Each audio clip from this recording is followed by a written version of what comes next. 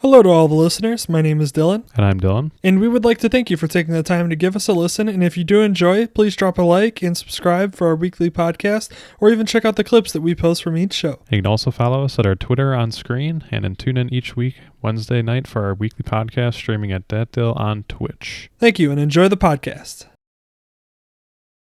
Another week, another podcast. I actually got a bunch of different things that I want to cover too this week. We're kind of actually hitting some different things that I thought were interesting. So, obviously we got to talk about the match because that's going to be awesome. The part 4 of this whole golfing match back and forth thing that's happening. It's going to be great. I'm looking forward to it. The trash talk was awesome and the press conference that was going on. So I'm looking forward to that. We also have the NBA going on right now. There's a game live right now as we speak. I'm kind of paying attention to it a little bit at the side. But a lot of things to talk about in the NBA. We also have the Euros 2020 with kind of a crazy, scary incident happening there that we'll talk about as well. We'll also hit kind of what's that college football expansion look like and how is it going to affect all of the teams that could have made it last year. Major League Baseball, we'll also talk about the whole sticky stuff situation that's going on with the pitchers, as well as just in general, kind of how that's going and what people are reacting to it. And we got a couple of fun ones too. With of course, wouldn't be a Dylan and Dylan podcast if we didn't talk about the Bears at least a little bit. So that'll be towards the at some point. But I think we're gonna start off right away with the match, which I don't know if you have seen any of the press conference or any of the stuff that was done with that. I didn't see any of the press conference. I saw pretty much like tweets about Aaron Rodgers, and that was it. So anything else outside of that, nothing. So I watched the press conference. I don't know if you call it a press conference. It was more of like a Zoom meeting amongst the four of them, which you see right here. There was a lot of great quotes, actually. A lot of funny like trash talk. They just know how to trash talk like well, where it's like some shots where you're like, oh wow, that was a shot. But then it's also like it's in jest because they're all friends and they're doing this for charity and everything, and it's fun, which it's supposed to be, and that's totally fine. But there was a couple shots that I was really surprised with and made me laugh, and I wrote a bunch of my lines down from the whole thing that was hilarious. So right off the bat, Aaron started off wearing this "I'm offended" shirt, which of course immediately started like you could see Tom just as soon as he saw it just start cracking up. It's just funny because it's just like against everything with everything going on and all the comments made about him and the previous stuff posted and everything. It's just awesome, just funny. I do like enjoy Aaron's uh personality, I guess, or like sense of humor a little bit. I actually do enjoy it, and it's great, and I love the like subtle, just comments that he makes. And this like 22-minute press conference was just awesome. It was just a bunch of different comments back and forth from everybody. So we started off with that. Then they actually talked a little bit kind of seriously about the match and stuff, and it was kind of cool. Aaron basically mentioned that he had played Tom last time at the Riviera in 9 holes and like beat him on the last putt, I guess is what Tom said. So that was kind of funny because of course, it came down, of course it's the last putt.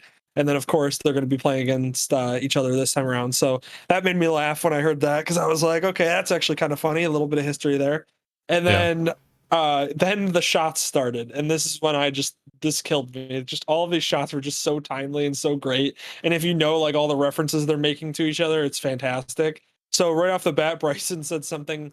I don't have the exact quote, but he said something along the lines of, we'll see how it feels when we get out on the actual uh, course. He's like, the balls playing with Tom were a little weird. He's like, they didn't just seemed off a little bit. So he's like, we'll kind of see how that goes when we actually get started. So I thought that was awesome. I was like, that's a great subtle, like, deflate gate reference right there. I'm sure That's Brady awesome. can laugh about that now, considering how that year ended. Yeah, exactly. Well, I mean, that's most of his times for the Patriots and just in his careers. You can just go, yeah, you remember how that ended? Like I was talking with my dad about when Tom Brady missed or forgot that it was 4th down, and it was like, yeah, that was kind of crazy, and that's like the wildest thing I've ever seen. But he won the Super Bowl at the end of the year, so who cares? Yep, and that was the best week of the entire year for us. So that was, put that in perspective. That was the official week that the Bears peaked. Week of the entire year. We peaked and it was all downhill from there, literally. That will be talked about. It was a mere blip in the season for the Bucks fans, but that was the peak for us. Yep. So, but anyway, so that was funny. And then Mickelson, he said Bryson shot at him about like recent stuff and like what they've done recently, and he's like, I know you won the PGA, but he's like, you didn't do well in the last tournament, and he's like, I go off of what you do recently, so he's like, I'm not worried about playing against you. And then Mickelson started basically like counting all of the championships and was like, said something along the lines of, I mean, what does Tom have, like 7, 10 something Super Bowls? He's like, he just started kind of, he's like, oh, the championships combined between the two of us. He's like, I think we'll be fine. And I was like, that's pretty funny. It's like, of course, you always got to go like that route with those two, especially because both of them, over at least Aaron and Bryson's career being super, in the early stages. It's just funny because of course that's something you can brag about. And then it was funny because Brady took shots at Bryson about not taking trash talk. He basically said something along the lines of, we play in the NFL where we can take trash talk or something, which I thought was hilarious because there was like that whole Bryson and Brooks thing that's going back and forth, which is something that we actually covered in a previous video, but it's even funnier just knowing that that's happening and catching these little remarks like that.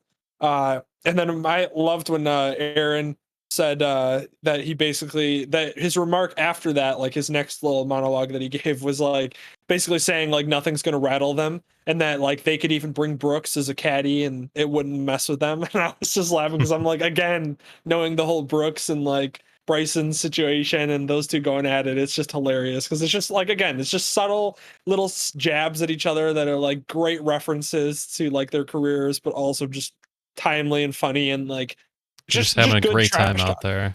Yeah, just good trash talk, which is like what you're looking forward to in this. And then Aaron at one point said to Mickelson, he said something along the lines of, we play a sport where we put our bodies on the line and we're not sitting in a golf cart all day. Yeah. I thought that was great. I was like, wow, what a shot. Like something. And then Aaron was like making fun of Mickelson's like cat, like something about how he's got Aaron has two great calves, because Mickelson's like legs have always had like issues with that, like injuries and stuff. And I was like, that's actually pretty funny. I didn't know about that. Yeah, it's like that's kind of a low blow, but funny.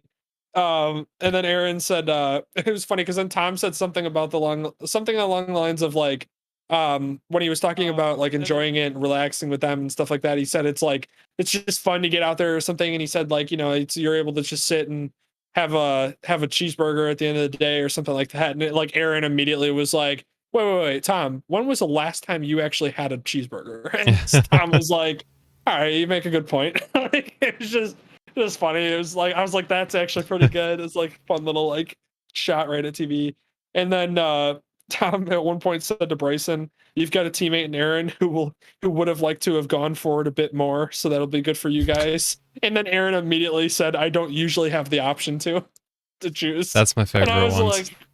like, wow, I just love Aaron, like understanding that like he is in the right, which is 100% he's in the right. The organization is just screwing their chances away at having a literal MVP quarterback back for them. So have fun with Jordan Love. But yeah, it's just hilarious that he's in the right and he knows he's in the right. So he's just making jokes and he's just like enjoying sitting back and just watching as like the whole world just like hates the Packers for being dumb.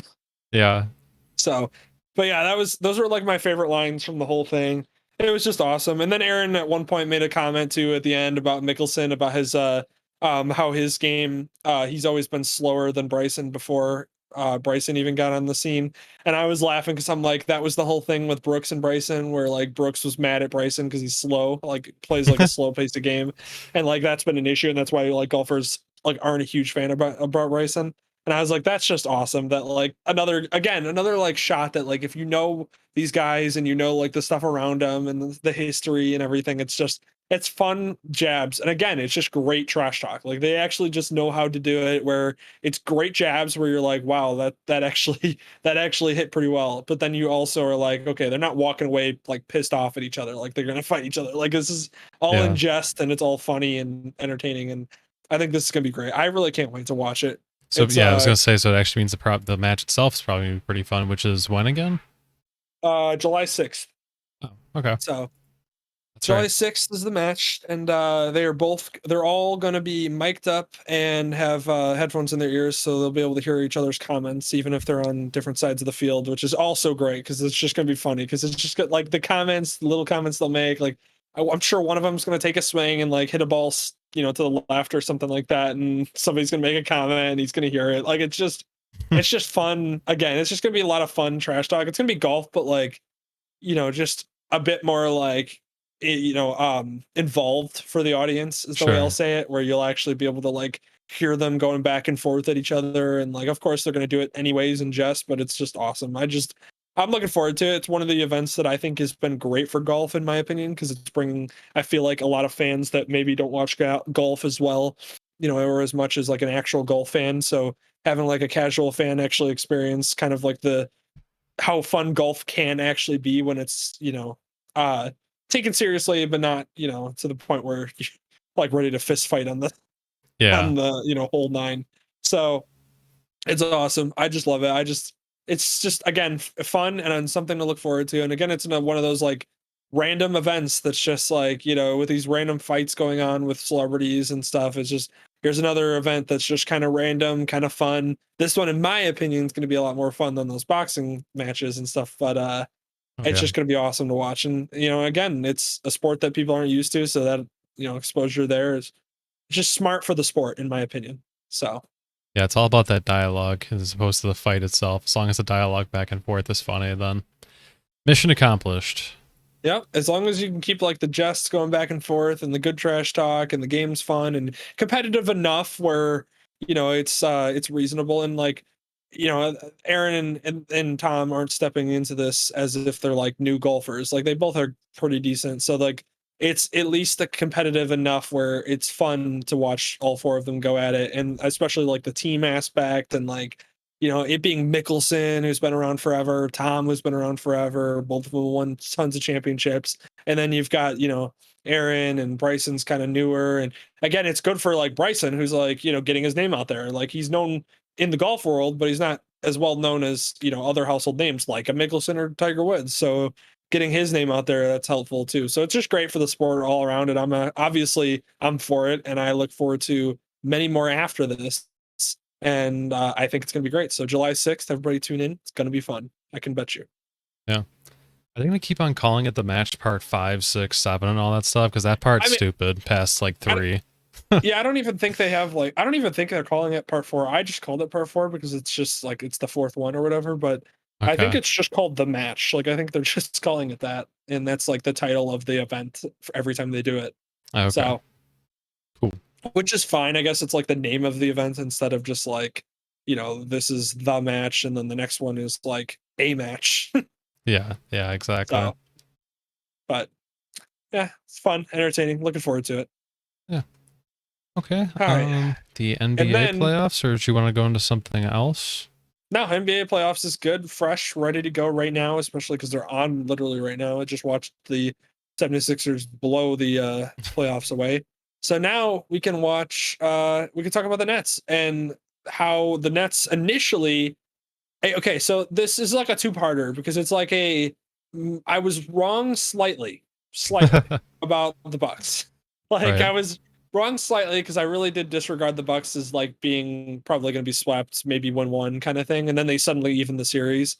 And then I watched game 5 and I immediately walked away with, okay, well, Harden on one leg and Durant just playing like Durant, and the Bucks can't handle it because the Bucks do it when it comes down to it. Like it's just, if you watch the end of the game. So how did we get to the end of the game first? Let's get there. So the Bucks went up to a crazy lead at half. They were up by like 14 or something stupid like that, where they were just running away with the game. And you're like, man, this is like, the Bucks are actually serious this year. This is going to be their year. Like they're going to come out of the East. And then Durant decided that he's going to be Durant and just lit it up the rest of the game. He played every single minute. He had like, yeah, that's crazy. He had 49 points, like 17 assists, like 10 rebounds, had a triple double, played every minute. It was stupid. It was like watching him just go down the lane. He could go for a layup or he could just fade away at the top of the key. Like it was just, he literally could do whatever he wanted. It didn't matter. At one point he hit a 3 that was like one of those where he shot it at the end. I think it was at the end of the shot clock, and it was a deep three, and he was like kind of turning, and he like drained it. Like it didn't even hit rim or back, like nothing. He just straight drained it. And even he like made a face like, "Ooh, like I can't believe that went in," kind of thing. Like I'm just like I'm really feeling it. And so it was just that kind of night. And it's Durant being Durant. Like Durant is, in my opinion, right now, probably the best player in the entire world.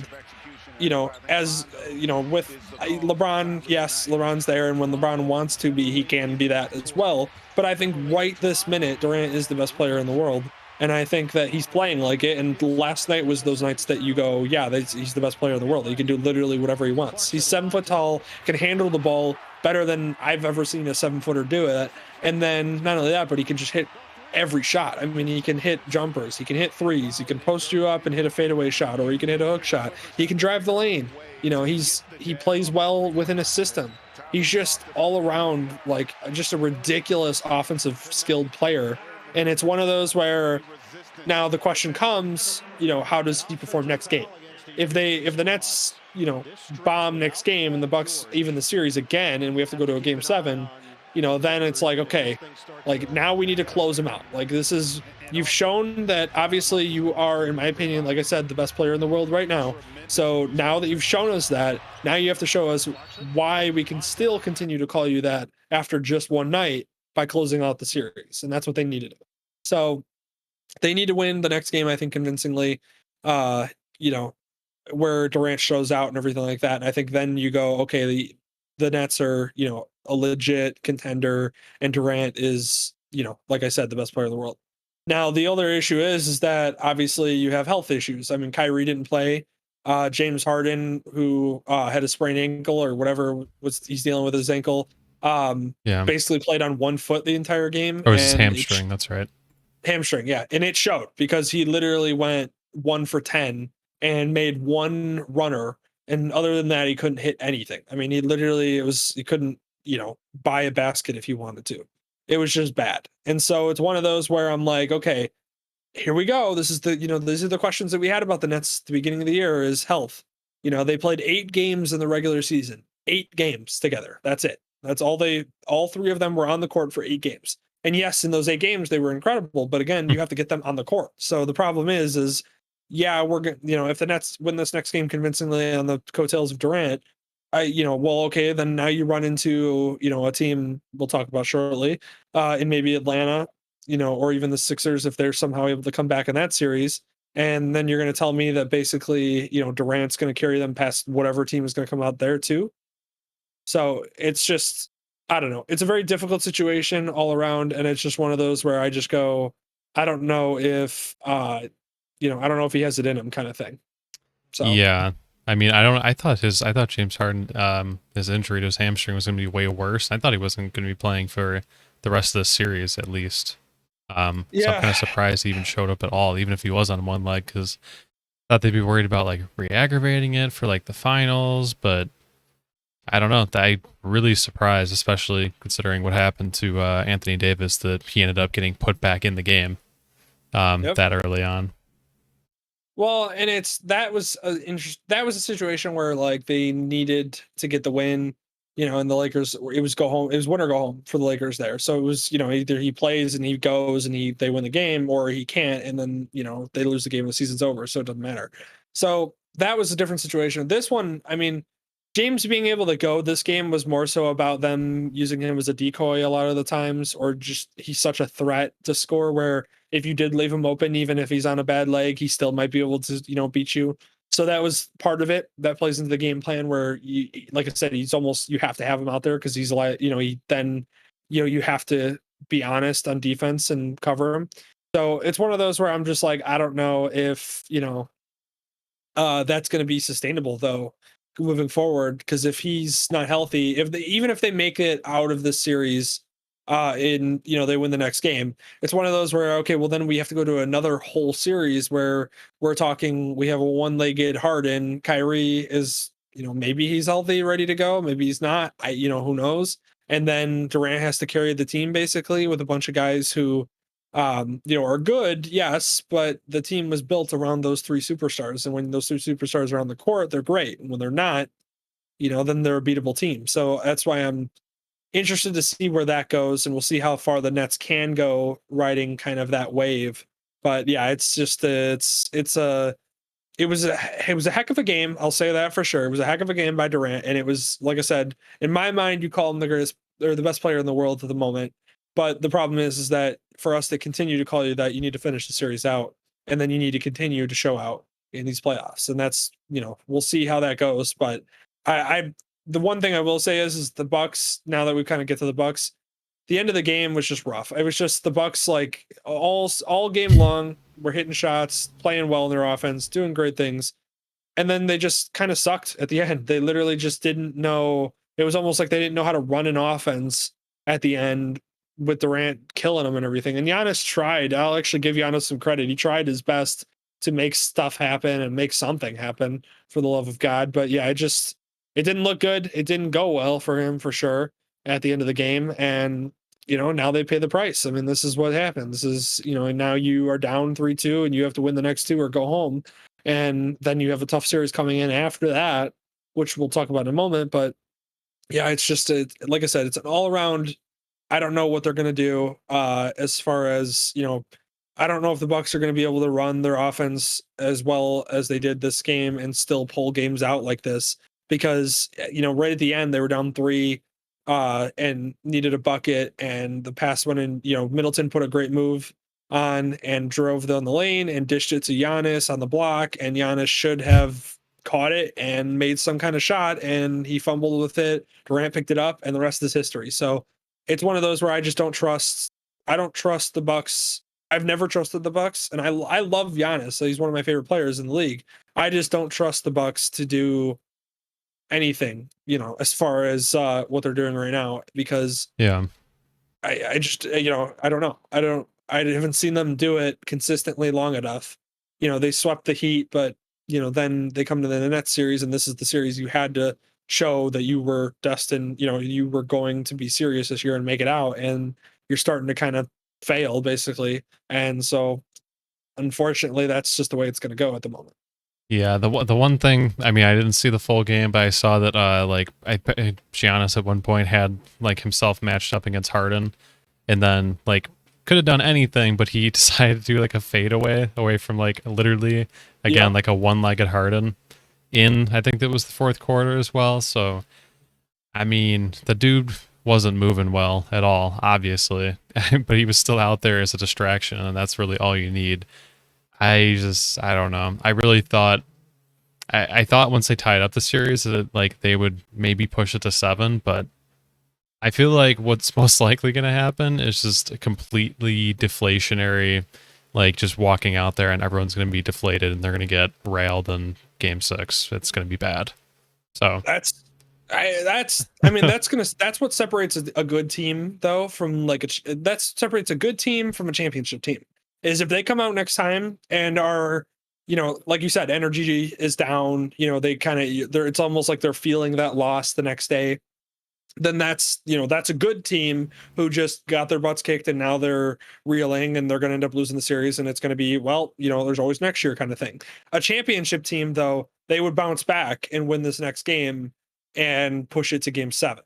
So we'll see which one they are. And it's one of those where, yeah, yesterday wasn't great, but again, you can kind of also chalk it up to Durant was playing out of his mind. But then the other thing goes, like I said, is you want the determining factor in whether or not you're a championship team or just a good team. We'll see how you come out tomorrow, or next game, and we'll see how you perform. And if you guys come out, killing it and going for it, and you're doing great, well then, yeah, then you're going to be, then we can start taking you seriously, and game 7 is going to be awesome. But if you guys come out drained and defeated and it's like emotions are too high and you're just down and you let the series get the best of you, well then you're just a good team that is going to be there every year but never going to do anything. So yeah, that's the difference. And that's where it feels like they've been at for a long time, and it feels like that might be where they end up at. But yeah, it's like I said, it's just I want to see them come out and push a game 7. I want to see them come out with great energy and play well and become that team that is going to compete for a championship. But again, this game is going to decide whether that's a thing or not. And it's going to be up to Giannis is going to have to play better than he has in the previous games.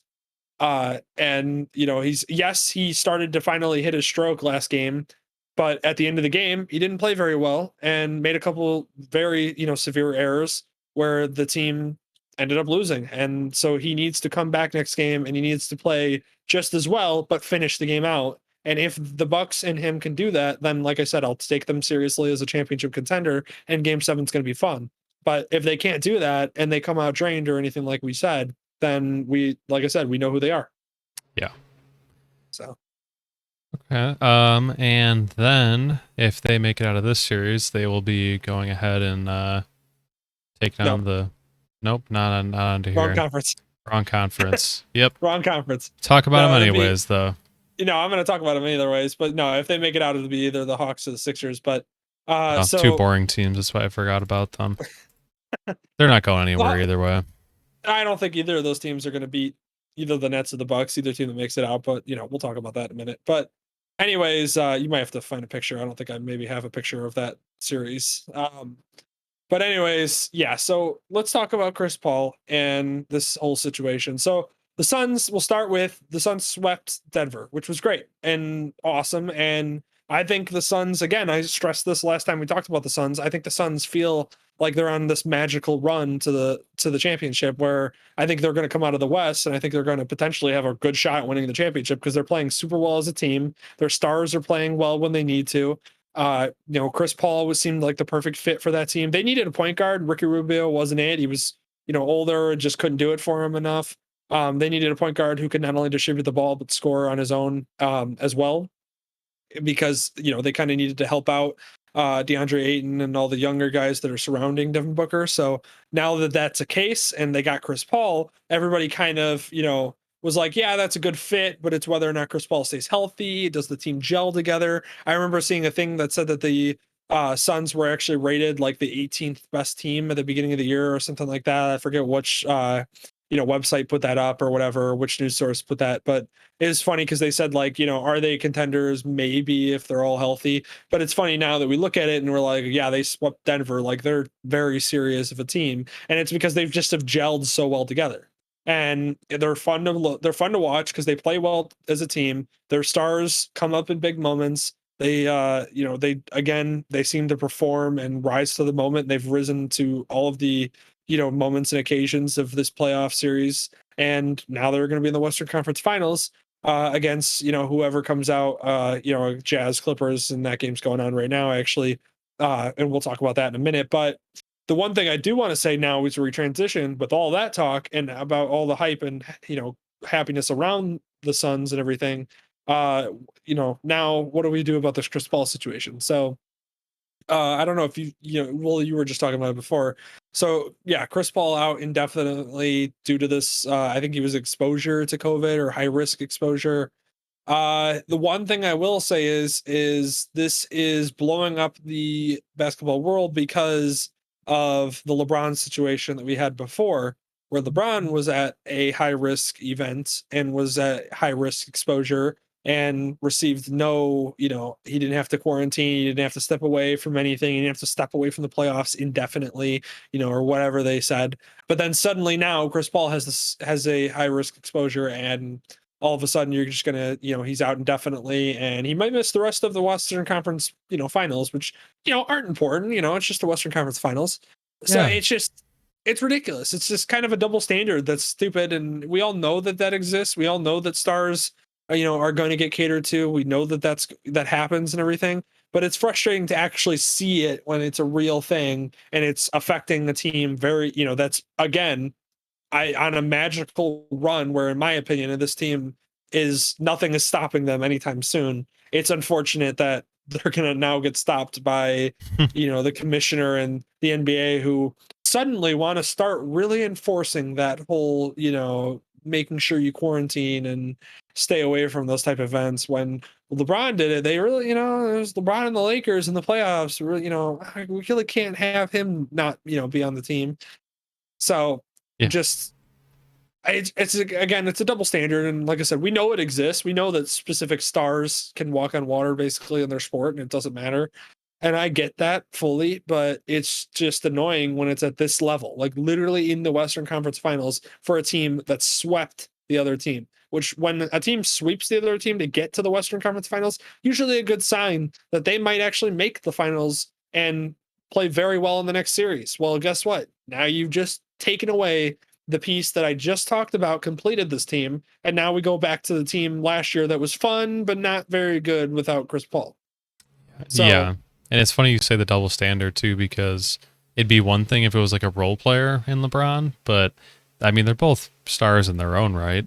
So it's kind of interesting that there's a echelon above just normal stars, and then there's superstars, and then there's this. Well, what is the tier between them? I mean, I don't.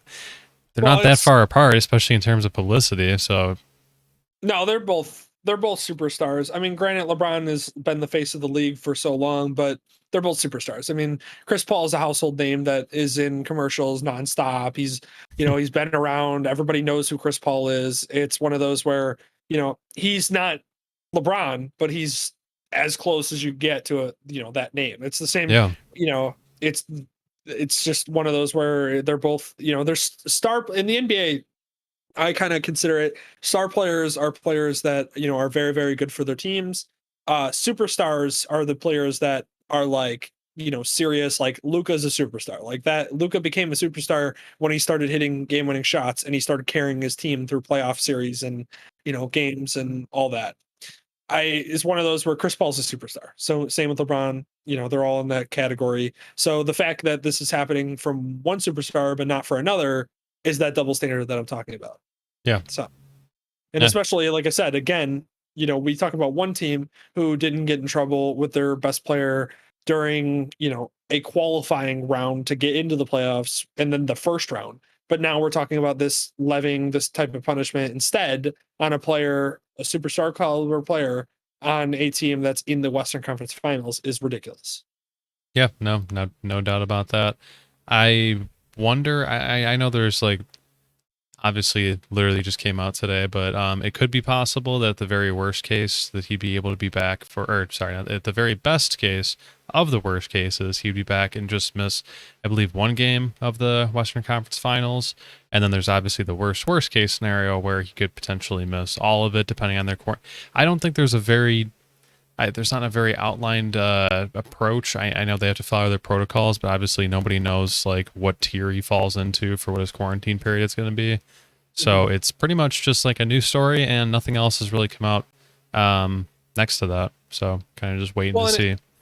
It hopefully, not to sound funny, but this series right now, which is actually game 6 or game 5 is on right now of the Jazz Clippers. If this one goes 7 games, that's also going to factor into it too, because that's going to take it longer for them to actually get to the Western Conference Finals. Whereas if this is over in game 6, then we're talking about a shorter break, where it's a shorter it's a shorter time for that quarantine period to potentially be in effect and everything. But yeah, I don't know what tier he's on or that. I don't know if they've really said that or anything, or like how far he's going to, how long it's going to have to go as far as quarantining. But it's just, again, it's ridiculous. It's, either have clear punishment across, all of the players, which is what they should have done and what they've said that they're doing, and then they don't do, or or allow him to play, have him take a COVID test, negative, boom, okay, well, you can play for game 1. Like, it's this whole thing with like I said, I'm not taking away from the fact that people should quarantine. Like, I understand that people should quarantine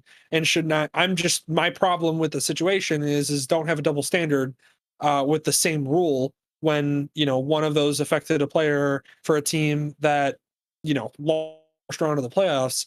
Instead, then start taking it effect when it's a team that's in the Western Conference Finals with one of their key most important players.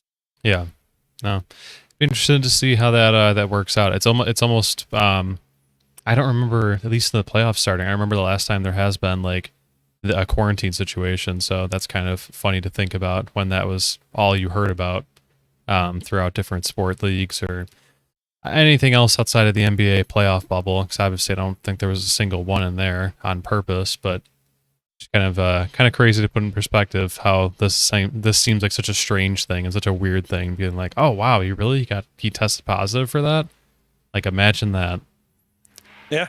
No, Things move quick. It's an odd situation for sure, especially because of everything. There's been pretty quiet as far as players having any issues, and their bubble was pretty successful with 0 cases and everything.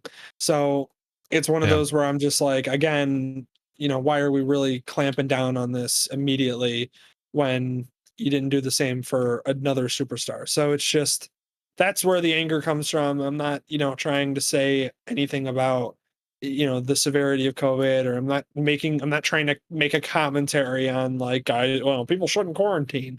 Like, I'm just literally citing that the NBA needs to hold all superstars and all star players and all players accountable, or don't, because you can't just choose one side when you want, because it's a player that's the face of the league, and you can't have LeBron not in the playoffs versus now you're going to take away a key player for a team that's young, up and coming, hasn't been good for years, since Steve Nash was there and Stoudemire and that whole thing. And they're running the 8-second offense. I mean, that's years and years ago. And, it's a smaller market team too.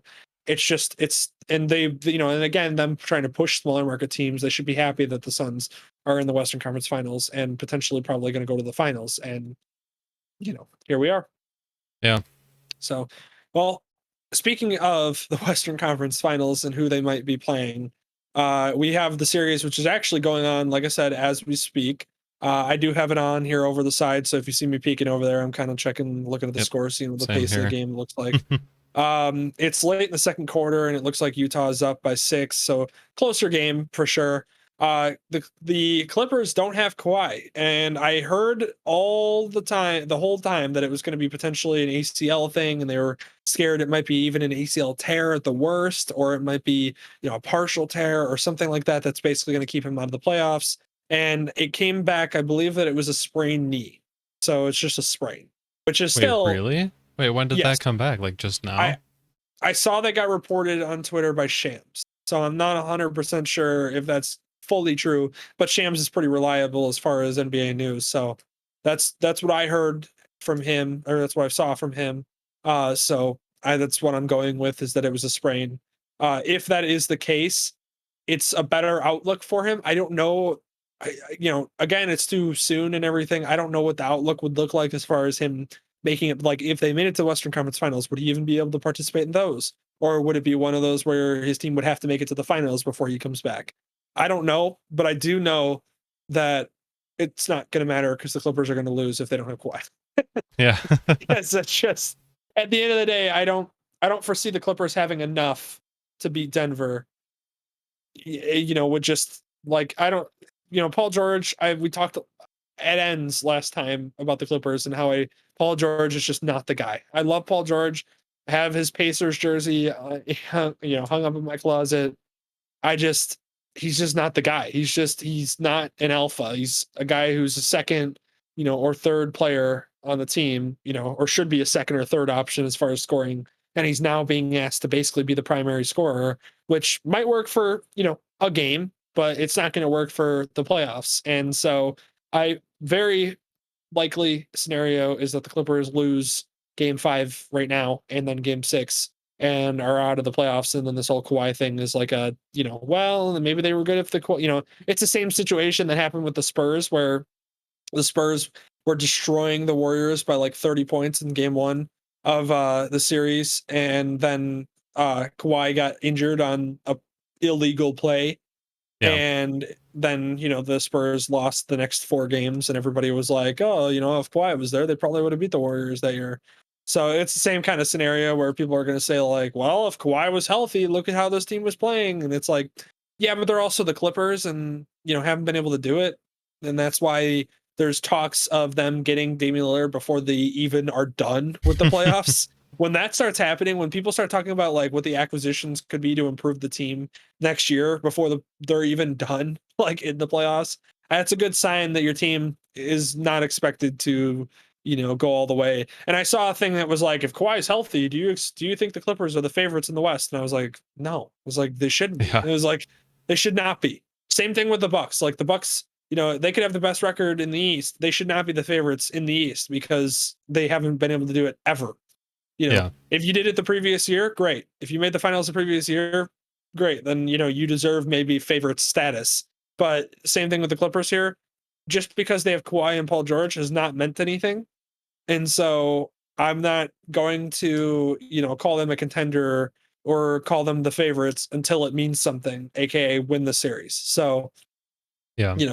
we'll see how that goes. Like I said, I do think that the Clippers are basically going to be knocked out after game 6.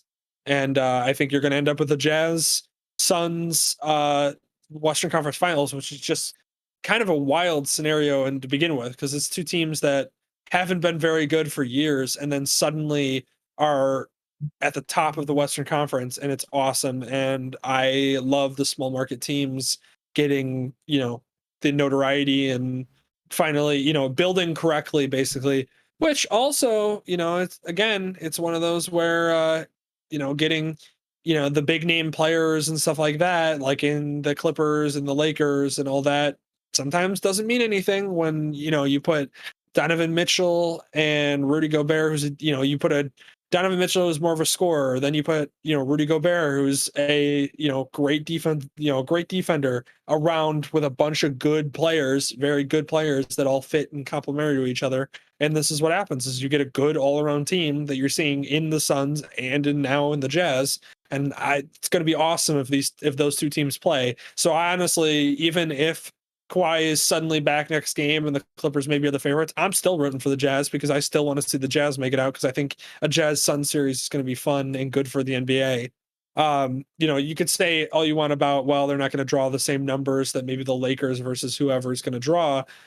Yeah, that's probably true, but also just for the sake of the NBA, I'm happy to see two teams that don't usually get there. So yeah. And so just as an update too, so I saw the tweet from Shams at that time too.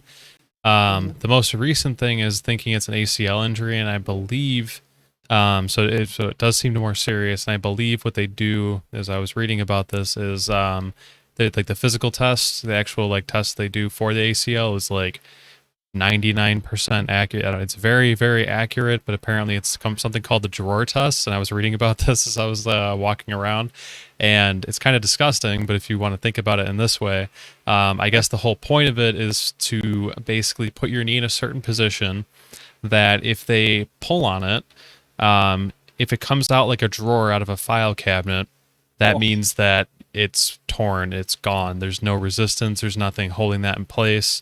And if there's resistance, then your ACL is still intact and you're in a good spot.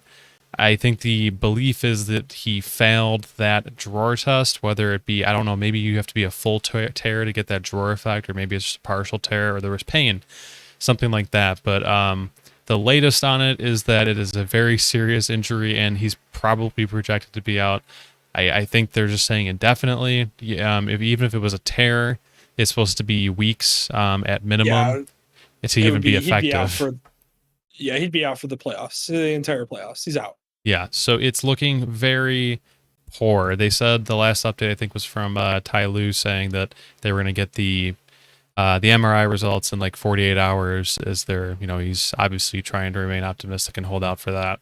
But that's where it leans. So very not good. Very not good. Very bad day for injuries and players exiting the playoffs. Yeah, which I did hear. I saw the tweets. I don't know if you saw them. Did you see the tweets from LeBron about the whole situation? I did. And everything? Yeah. Yeah, and I kind of have to agree with him a little bit. Injuries are never good for any sport. Whenever you see injuries happen in a larger sum than normal, that's usually not a good sign. And especially guys like Kawhi. Like, you want Kawhi in this playoff series because it's tied 2-2, and a Kawhi right now in this game might mean the difference between the Clippers making it to the championship or the Clippers getting knocked out in game 6, like I think they're going to. So it's one of those where when you see a star player like that go down, and it's going to affect the team greatly because of that and kill a team's championship hopes, basically. That's one of those where, I don't think he's wrong in that category, that, they need to really evaluate the the way that it goes and everything, as far as when they schedule games and how they're trying to get it compacted, and practice, and just everything, just as far as it goes. Yeah. And I do understand back in the day, yes, the players played all 82 or whatever you want to say, and about it and everything, but it's one of those where eh, as the game goes, everybody gets faster, everybody gets bigger, everybody gets just Exactly. more athletic. That's what happens.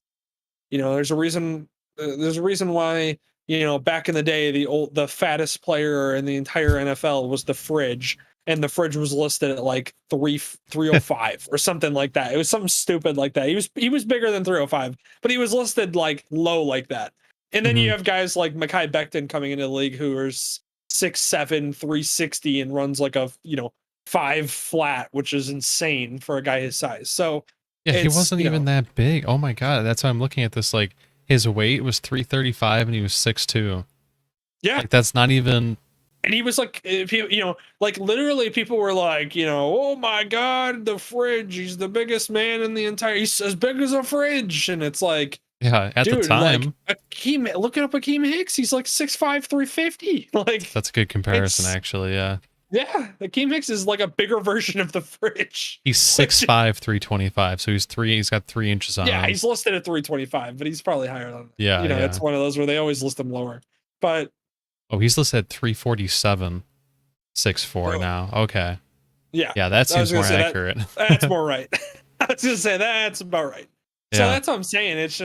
It's people don't realize that just people got bigger and faster. Like Julius Peppers did not exist 30 years ago. Like Julius Peppers being at the time a 6'8" man who people in practice used to say like, hey, the scariest thing about Julius Peppers was when I was running down the sideline breaking away from everybody and I turn and look over my shoulder and Julius Peppers is catching up to me. Like that's a 6'8", 280-pound man who's catching up to a running back. Like that's the level of athleticism that we have in this league. I mean, look at DK Metcalf. DK Metcalf, we talked about how him placing ninth in that race for the like, trying to qualify for the Olympics was like, oh, he placed ninth. It was like, yeah, well, he barely lost to a bunch of guys who are like literally 6 inches smaller than him and like 40 pounds less than him, and have been training their whole lives for this. And then this man goes, I kind of feel like training for it for a couple of weeks. I want to try it out. Yeah. And then literally at 6'4", 240 ends up almost placing. Like it's just the level of athletes that are in the NFL and the NBA and everything nowadays is insane. And so I mean, look at Durant. Like it's 7-footer back then. You would have been lanky and you'd have been a center and you wouldn't have been nowhere near as athletic. Then you see Durant and you go like, he's literally 7 feet tall, can handle the ball like any point guard in history, and then can also shoot from literally anywhere. And it's just an impossible cover. Like you can't cover him. So it's just like it's the athletes in the world have changed. And so our protocols as far as practices, playing, games back to back or whatever it is, the rigorous schedule, travel, all that has to change as well. And I do think that that needs to be stressed a little bit more. They already do play 82 games. 82 games is a lot of games. It does wear on you over the course of a season. Just go look up the number of miles that Steph Curry runs over the course of a season. It's a stupid large number. It's ridiculous how much he runs during a game. Yeah. And it's the same thing with like, football players over in Europe and stuff with the Euros, 2020 that we're going to talk about in a little bit. Like they also run like crazy, and all those athletes are bigger and faster and, than they used to be. So it's just, that's the way the world goes. So they do need to evaluate a little bit the way that we handle injuries, the way that we load management has been a thing where I do kind of understand it. There's a reason why LeBron is still playing at this type of athleticism at his age and how many years he's been in the league. Like it's because he's taking care of his body, because of the load management type of seasons that he spent. And that plays into his longevity where he's played 17 years and is still playing at peak performance, almost, or near peak performance. And that's attributed to the way that he's handled his body and everything, and that's the way that the NBA needs to go. And so that's why it's, again, I don't disagree with him in the fact that, yeah, athletes they really needed to evaluate how they do that, especially with the NBA this year, trying to compact everything and trying to make it go and make it work. And this is what happens. Star players go down in crucial moments, and then the whole world gets mad about it. And now the series is nowhere near as enjoyable as it would have been if Kawhi was in it. Yeah. So, I mean, you probably say Kawhi is the best player in the series amongst these two teams. He probably is. So then if that's the case, you're taking the best player out of the series and then now trying to have the series go. And, it's one of those where it's not obviously the production of the actual value you're going to get out of the series goes down. Yeah. I was just watching on the side all the choking memes for the Yes. So now from that rant, we'll flash over to 76ers, who I actually was. So the game was at halftime when I wrote my notes for this podcast and everything. And when I wrote my notes, I literally wrote 76ers on their way to the Eastern Conference Finals championship. And then the second half happened, which was after I wrote my notes. And I watched the 76ers just fail and just do everything they possibly can to allow the Hawks every chance they could to get back into the game. And they did just that. And shocker, when you give a team, opportunities over and over again on offense, and you miss opportunities on your side, and one of your best players can't hit a free throw to save his freaking life in Ben Simmons, then yeah, that's what's going to happen. That's why, again, I said the 76ers, I thought they were going to win this series in 6 games, which apparently now is not happening at all because they decided to choke that opportunity away.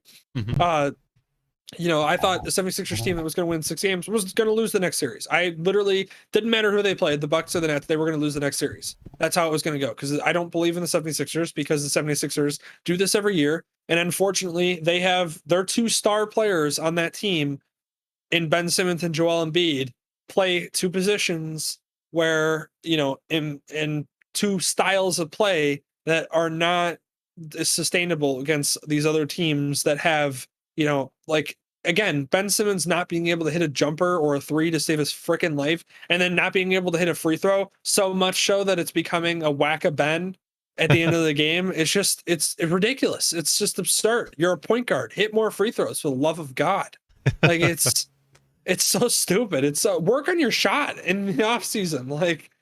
You can't be this bad and still be working on your shot every single day. There's no way. If that's happening and you're working on your shot every day and you're still this bad, then I don't know what to tell you, man. Just do what you got to do to put the ball in the bucket. But it's just dodge those swipes at the end of the game for free throws. Yeah. Don't get fouled. You better get real good at doing some little jukes and shakeouts, because it's just stupid. It's so dumb. It's so bad watching this team. And then they have to rely on Embiid, who's a center. And unfortunately, as a center, he's limited. That's the way it goes.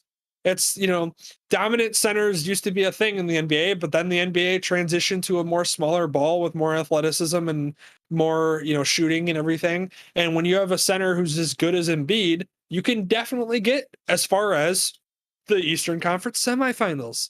But then guess what? It goes away when you don't have the other pieces that can take you further, like the Nets do with Durant, or James Harden or Kyrie being available, like the Suns do with Chris Paul and Devin Booker, a point guard shooting guard duo who can play really well in the backcourt and make a lot of shots and 3 points and everything, and are a good 3-point shooting team, like a Jazz team that we're about to watch, like a Clippers team they've got Kawhi and Paul George. There's a reason why the 76ers, in my opinion, are never going to make it anywhere near, anywhere past the Eastern Conference Finals to a finals, or, even be competitive in an Eastern Conference Finals if they made it, because they're not viable as a team to go that far and win a championship. Yeah. I mean, how old is Embiid? I have no idea. Do they have a championship window? 5? Oh my God, that's it? Wow. Okay. Yeah, dude, Ben Simmons is 23 years old. 24 years old. Yeah, okay. Ben Simmons and Embiid have been in the league for 5 or 6 years, and they're both 24, 25 years old. That's crazy. So, I mean, I guess they have flexibility, but Yeah, but the problem is that when Ben can't shoot to save his life and relies on athleticism and his skill and everything, and that's great, and it works well for you enough to get you this far. But then when you can't shoot to save your life, well, guess what? When your athleticism starts to go even a little bit, what are you going to do? Yeah. You know, Jason Kidd's athleticism went, he started shooting threes. You know, LeBron starting to become a better shooter. Like, it's just, you have to adapt, and, you know, it's eventually it's going to lead to where Ben's going to just end up as basically John Wall, essentially. And John Wall's a good player. He's a great player, but John Wall's not winning you any playoff series anytime soon. Right. That's how that goes. Yeah. Well, that's a good So, transition into I thought it'd be fun to go from the bottom and then go to up, but you could start out with yeah. Patient Zero made it to third team. Yeah, Patient Zero. He's also the defensive player of the year. So I mean, you know, he is a fantastic defensive player, and that's why he makes it to the All NBA third team. And he's part of the reason why the Jazz are so successful, because he's such an integral part as far as defense and, you know, running their offense, and just plays very well within the system. And again, is one of the best defenders in the league. So that plays, you know, very well into that. Then you have Jimmy Butler, who is Jimmy, and when Jimmy wants, he's one of the best players in the world, but sometimes he doesn't, sometimes he does. It's just Jimmy. So, you know, unfortunately, that's what you got to deal with. And then, you know, Paul George, obviously being on the Clippers, they've been pretty successful this year. Kawhi Leonard's, you know, basically, you know, running mate, and Paul George, that makes sense. He's a great two-way player, one of the better two-way players in the league. Like I said, just not an alpha. That's his problem. That's why he's on the third team and not the first or second. Right. You know, that might be a dig, but that's the truth. Bradley Beal, who's like one of the most underappreciated superstars, or, you know, stars in the league, because he plays on a team that's just not good. And he's unfortunately had John Wall and Russell Westbrook as his running mates, who are basically two players that are never going to win you a playoff series, because that's, or like never win you a championship, because that's just not not the way that they are. I said that even when Westbrook was, you know, I've said that actually in previous podcasts. I've said Westbrook as a superstar is never going to win a championship. That's the way, that's unfortunately the way that he's built himself, is that's just how it is. So yeah, I'm not surprised one bit that, you know, he's there, because again, he just plays for a team that is just not good enough to make it far or make it anywhere in the East. And he's like one of the best superstars. He was a star player for a couple years, and then really has like evolved to become like a 30-point a night, like crazy scoring, you know, one of the best shooting guards. Which, by the way, I've heard some rumors about, like, you know, maybe the Bulls could try to go after him. Now there would be some draft capital issues, and Patrick Williams, the rookie we took this year, number 4 overall, would probably be included. So, you know, there's some things there that you could take, you know, questions about, but I would not deny it, considering Bradley Beal's that good. And then Kyrie Irving is Kyrie Irving. He's one of my favorite players. When he's healthy, Kyrie Irving's, you know, one of the best point guards, if not the best point guard in the league when he's healthy. I mean, yeah, you could talk about him and Steph, or, you know, Damian Lillard for sure. In my opinion, Damian Lillard's probably the best point guard besides Steph right at the moment, because he's just all around. He's one of the best scorers in the game, and one of the most reliable clutch guys in the game. But yeah, it's Kyrie when he's healthy and playing, he's great, but it's just get him on the court, you know. Whenever he's actually on the court, he's good, but it's been a problem to keep him on the court this year and in the past, so that's why he's here. Yeah. So now we go to the All NBA second team, and we start to get to kind of the bigger names. So off the bat, Chris Paul being here, you know, it's great for Chris Paul because, you know, again, he was a integral piece to why that Suns team has been as good as they are and been on such a magical run. And that's why they're, you know, basically, you know, in my opinion, if he's actually going to be able to play, they'll be making a run for the, you know, championship.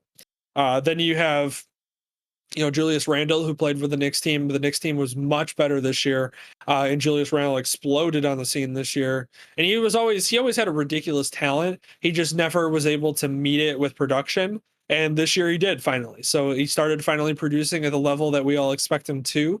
So yeah, he's very deserving on this list. If the guys that were on the first team weren't there, then yeah, he would probably be on the first team because he played that well this year and deserved it with the way that team played, you know, bouncing from the previous year. Then of course, you have LeBron. LeBron should be on, and an all NBA list no matter what. Because I mean, League required. Has it's to be just yeah, somewhere. it's the same way that like when Jordan was playing, he had to be on an he would be on an NBA list at some every single year. Same thing with LeBron. He's just got to be. I mean, he's literally one of the best players in the league, if not the best. At times. Uh, Which, so which yeah, by the he's got to way, be on. since you mentioned Michael Jordan, I forgot if I sent it to you, but there was a like a review of kind of like, I think it was like slow motion or something, or just kind of I think it was like an interesting His ball fakes. subreddit. Yeah, the ball fakes. That I think Yeah. I've seen that a few times, but still, I just saw it randomly in the morning, and I was just like, it literally. I don't know how you would beat that. Like, I don't know. You're damned Well, if you I do, mean, damned if you don't. It's ridiculous. yeah, I mean, listen, ask anybody that played against the Bulls in the '90s, and you'll just it's a Did you watch The Last Dance? Oh yeah, yeah. I watched and I Okay. saw that a lot there too. It had just been a while since I seen it, and it was just it's just ridiculous. Yeah, I with Jordan, it's one of those where, and it's a lot of players back in the day, like even Charles Barkley, gets calmed down a little bit. Like people need to watch the highlights because like Charles Barkley was ridiculous. I mean, he was one of the best players who never won a championship. He's the player that you refer to as like the good players that'll never win a championship. He's literally the top of that list because he was that good. He probably should have won the MVP that year over Jordan. I'll just say that right now. Yeah, And he got beat in the finals by the Bulls. But you have to go back and watch their highlights, all of those players' highlights, to appreciate just how good they were. And of course, Jordan being the cream of the crop, the GOAT, the greatest of all time, no questions asked, in my opinion. He's the greatest of all time. Go back yeah. and watch all of his plays and all the intricacies and all of his game.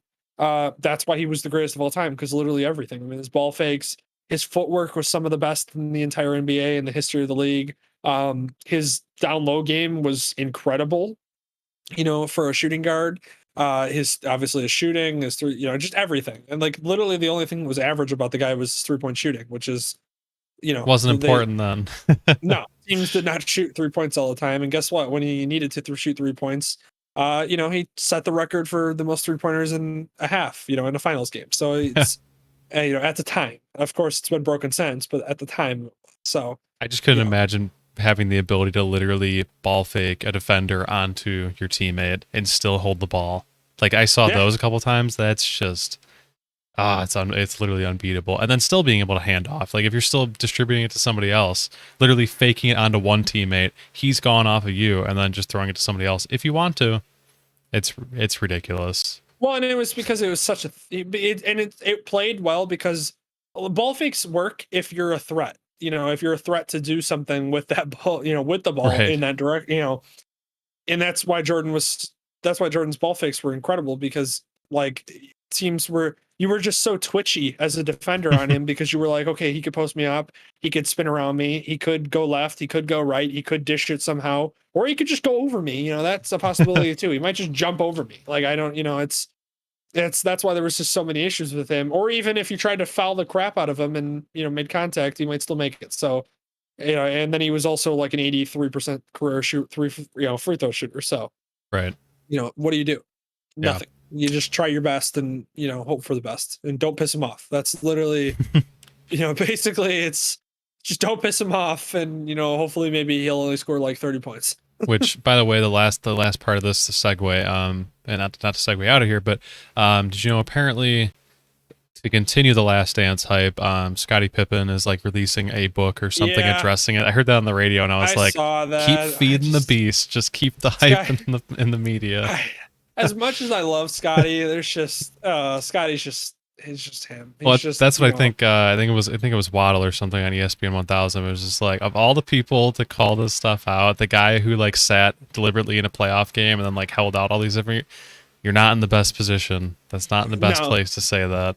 And like I will say I get why he sat out of pissed off about his contract. I mean, the man was paid ridiculously low for his talent.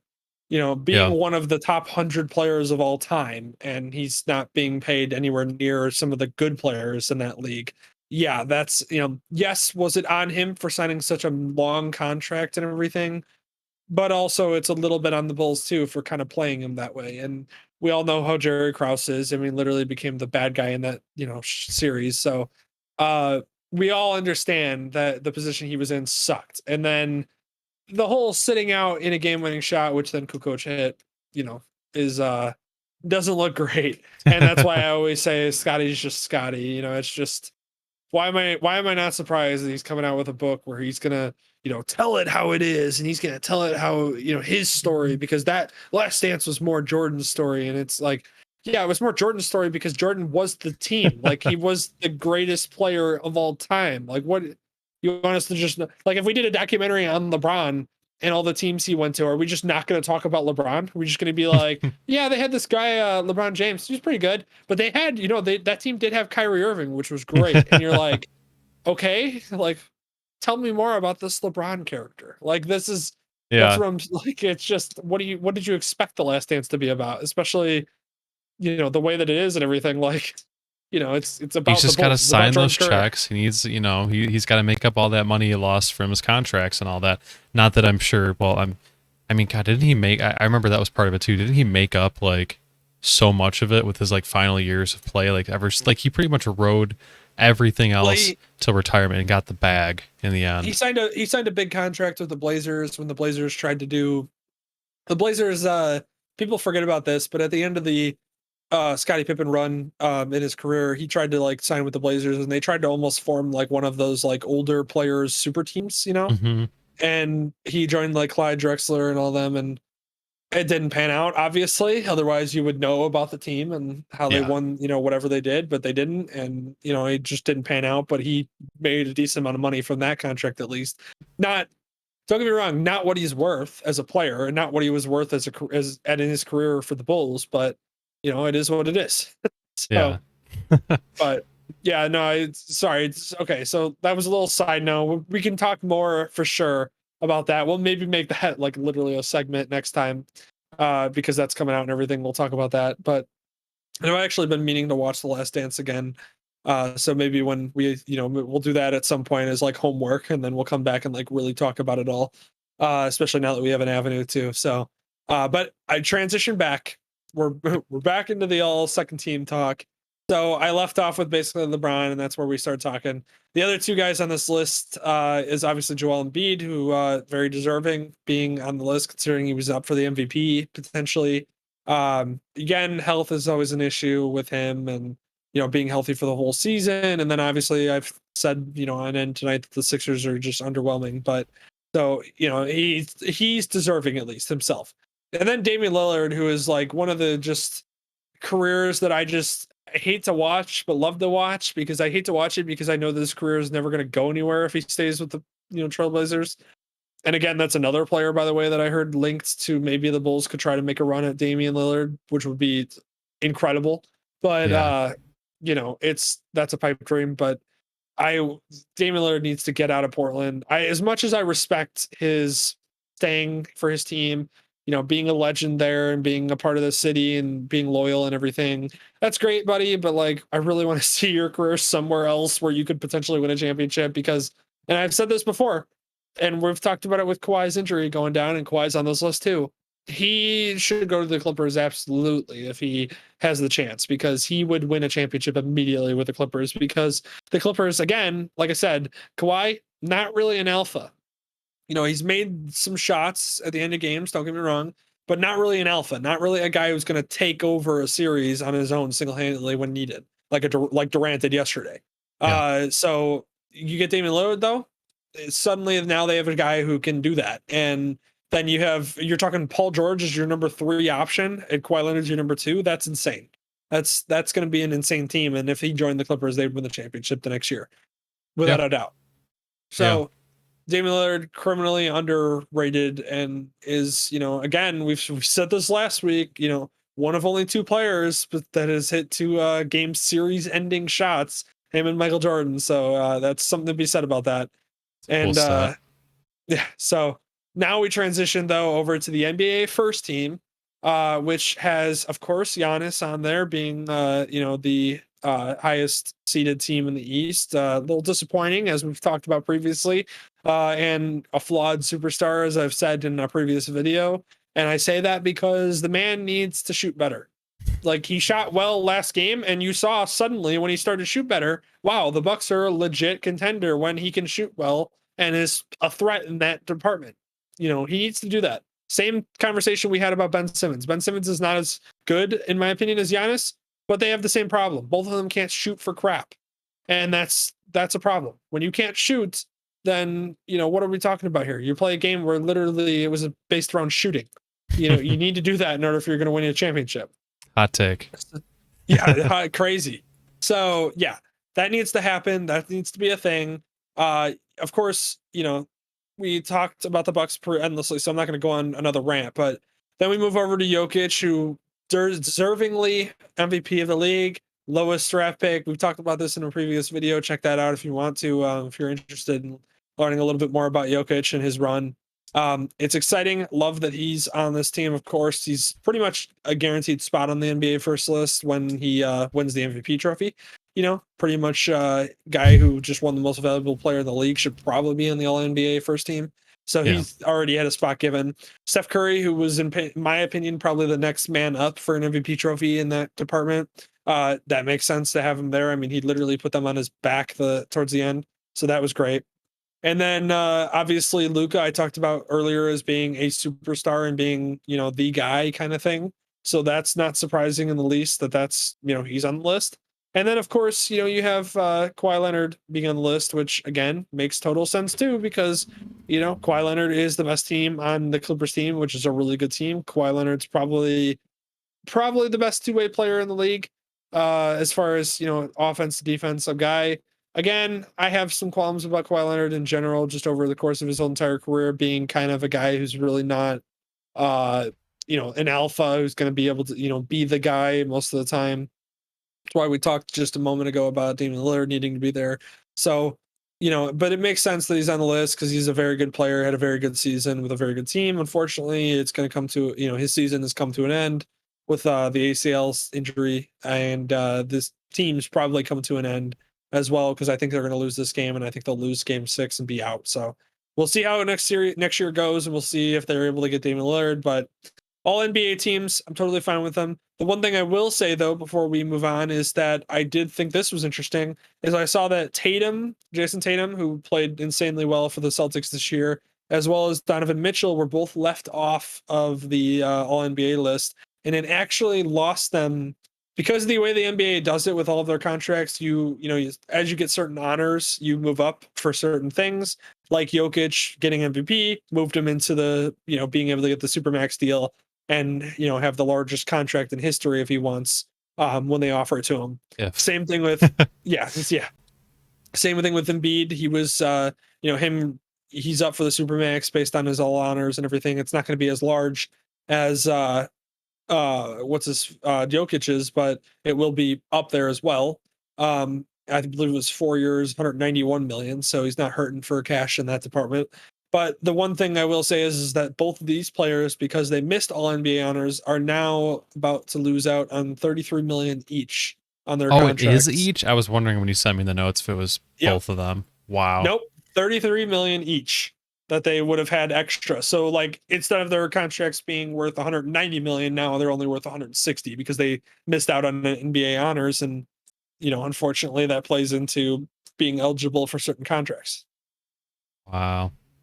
That's oof. That sucks. Especially because we're watching literally Donovan Mitchell play well in a playoff series about to go to the Western Conference Finals. And then you talk about Jason Tatum, how basically, I mean, he was the reason why the Celtics were as good as they were. So like those two players missing out, and it's hard because you play the game of like, well, who should get snubbed? You know, but it's one of those where, that sucks. I definitely would not want to be missed out on $30 million because I wasn't, you know, winning a popularity contest, basically. Yeah, how does the All NBA team work? Is it like reporters, or is it like the fake Pro Bowl stuff for the NFL? I think it's voted on by. I think it's like I think it's like a reporters thing where it's like, you know, people. It's like a certain amount of people that are associated with the sport or have been associated with the sport that earned this, you know, the vote or whatever. I think that's what it is, if I remember correctly. You know, so it's one of those where players always get overlooked for these teams, and other times NBA teams, you're like, why is this guy on the All NBA first team? He should have been on the third, or vice versa. But these two guys getting left off is rough because, like I said, losing out on $30 million on your next contract is not great. Yeah. Wow. So, It's a and rough yeah, day. I know they're still going to make like 160 or 170 million dollars, but They at won't be thirty out on million the dollars is streets, 30 that's million. for sure. But Yeah, but 30 million is still 30 million. oh, exactly. Yeah. Wow. So, yeah. So that's my last note for that. Now transition to another interesting topic in sports right now. The national championship playoff, the college football playoff is what's better known as, was being played the last few years up from 2014 on to current in four teams where the top four seeds that are voted on by the committee end up in the playoff. That is now being talked about as basically being expanded into a 12 games or 12 teams national championship playoff tournament, which will basically, and we'll kind of break that down. Have you seen anything on this? First, I'll start with that. No, I am uninformed on this, and this was a story time sort of thing for me, so I'm kind of curious the feelings are in this. I've never really liked I never really liked like the selection committee for college football in the first place. That's pretty much my contribution to this. Well, it's so the selection committee has always favored the Power Five conferences, which if you don't not familiar with the college football or college in general, there's the Power Five conferences, which is the SEC, the ACC, the Big Ten, the Big 12, and the Pac-12. Those basically five conferences are called the Power Fives because they are where basically the majority of the money and majority of the good teams are. I mean, let's be honest. That's where a majority of the good teams are. So those conferences are always favored because the level of competition is higher than in other conferences, and they just have bigger names, more money, all that fun stuff. So and those are the conferences that hold teams like Alabama, Clemson, Texas, Texas A&M, Ohio State, Michigan, all those schools that you've heard of or known in any sports. You'll hear those names. Gotcha. Florida State, all of those. Now, that being said, the committees always favored those Power Five conferences, and they always kind of not denote, but like just don't show any love really to the other conferences, as well as maybe even even teams that are in those conferences that aren't as big as some of the other teams. They don't show as much love to, so they kind of have a lot of favoritism going on, and that always is shown. Notre Dame, for example, of the 12 people that make up the committee, one of them is literally from Notre Dame. So because of that, Notre Dame having 1/12 of the vote over all of the other college football teams is part of the reason why Notre Dame is usually rated a little higher than they should be. And I'm a Notre Dame fan, and I'll readily admit that that's usually the case, and I get that. Um, so not only Notre Dame being rated that high and everything, but then they I think if you looked at the history of the playoff the last 7 years that it's been going on, you basically have like Ohio State, Alabama, Clemson, and I believe it was like Oklahoma and Georgia taking up like 90% of the appearances in the playoff versus like any other team, which is just sad and unfortunately why the playoff was flawed and why it needed to expand. Now, I will say I thought it should have expanded to 8 teams, and I thought it should be the Power 5 conference champions should all make it automatically, and then it should be the 3 at-large bids that the committee votes on based on teams like UCF talking about how they deserve to make it, Coastal Carolina talking about how they deserve to make it this year being a smaller team, Cincinnati talking about how they should have made it this year. Things like that would have been those 3 at-large bids. Now, the way that this 12 team expansion is going, which is, like I said, it caught me off guard because I didn't think they would go as far as 12 teams. I thought maybe they would move to 8 first and then expand to 12 or 16 from there.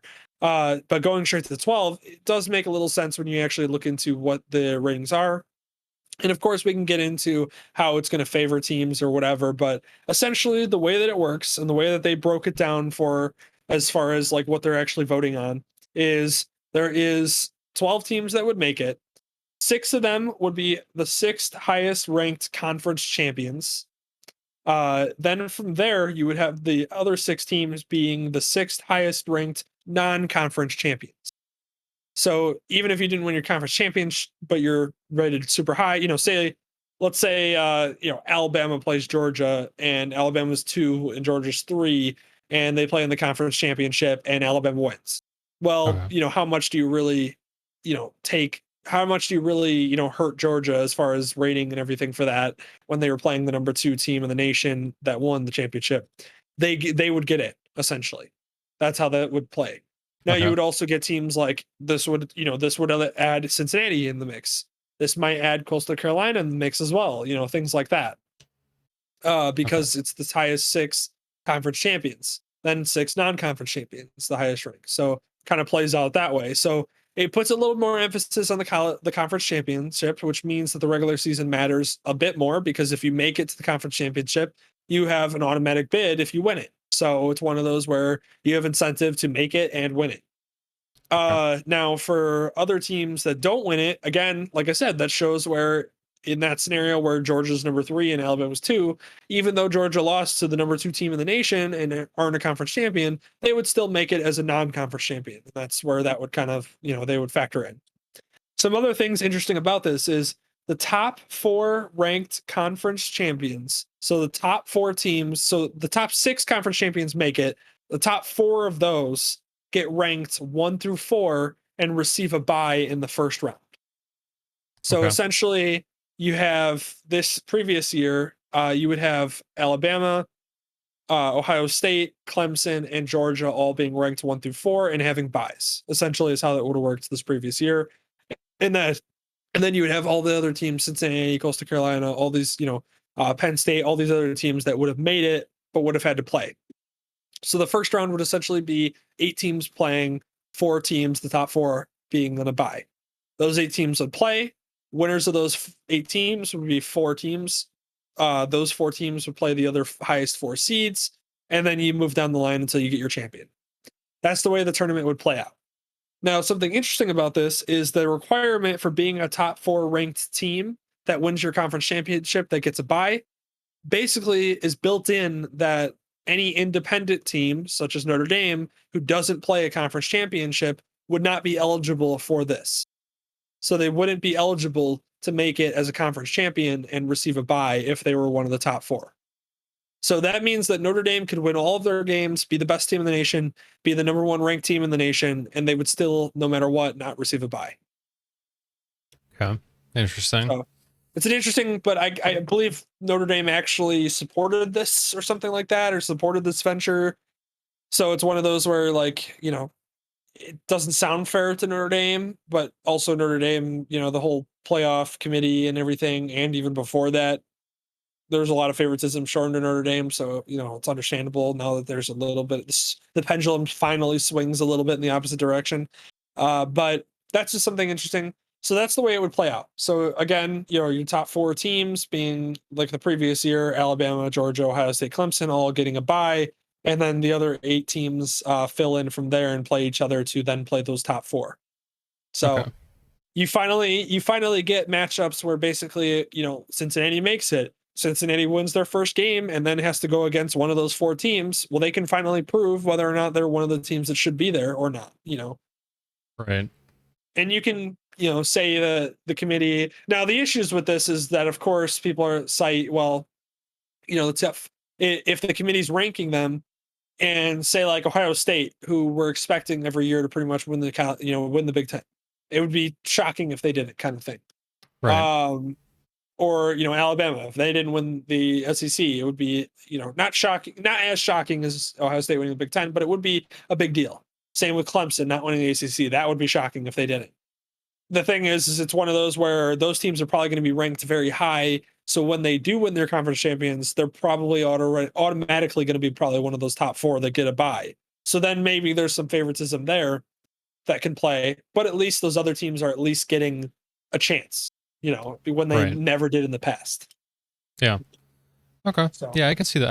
I guess I could see the merits of it then. Just an interesting yeah. change. Okay. Yeah. So I mean, it would be Coastal Carolina, you're in. Cincinnati, you're in. Those are the 2 teams that were really talk UCF from that one year, they're in. And you finally get those teams that are like, okay, now prove it. You've talked a lot of game and you've talked yourself up a lot, and that's great. And you know what?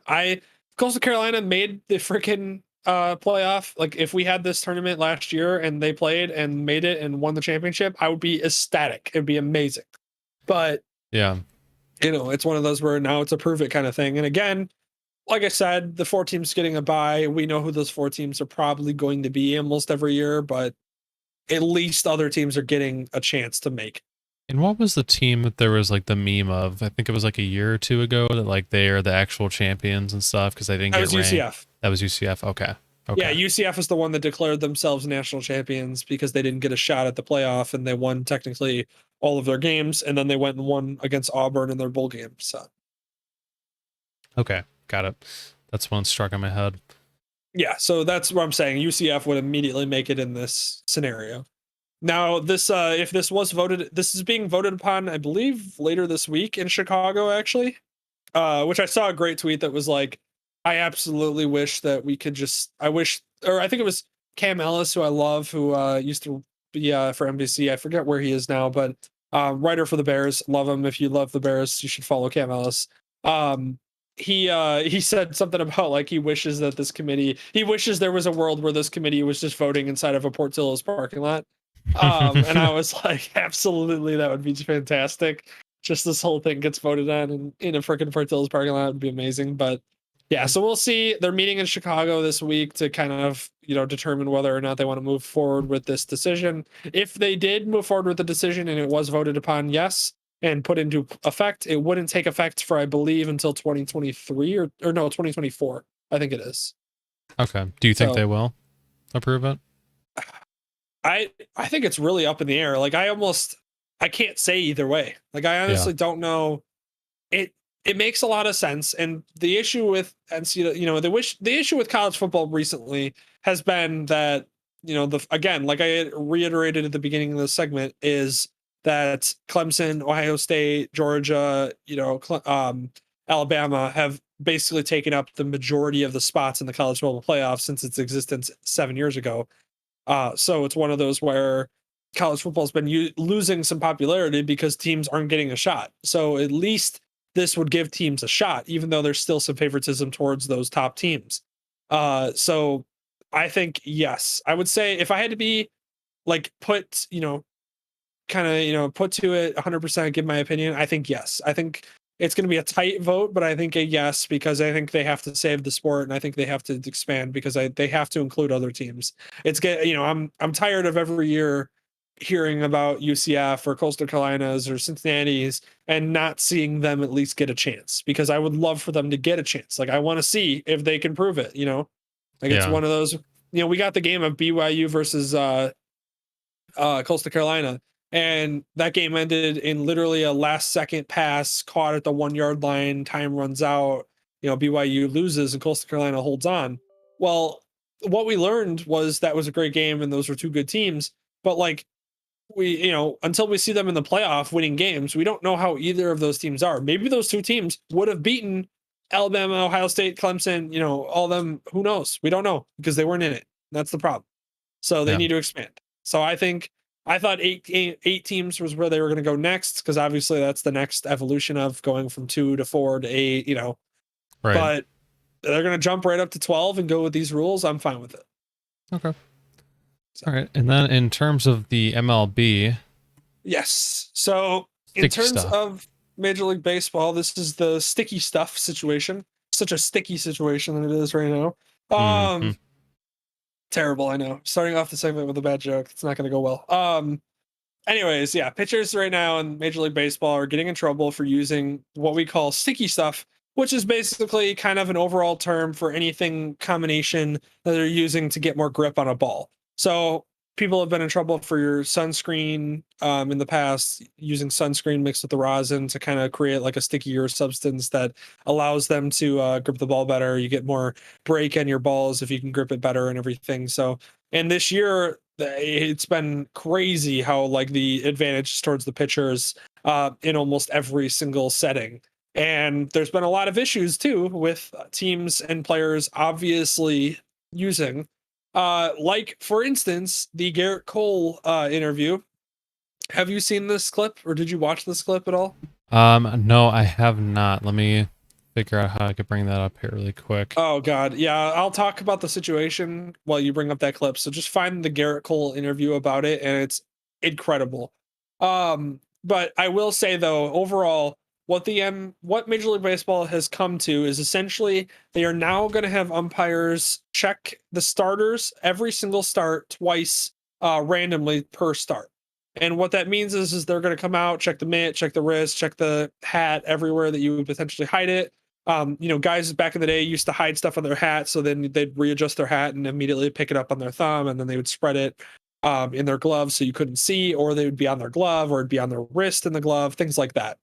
So those, that's always been it's been an issue. It's been a thing in baseball. There's even a guy in the Hall of Fame. I can't remember what his name is. There's a guy in the Hall of Fame who literally is known for being a cheater and doing it. So, it's one of those where it's been a thing in baseball for years.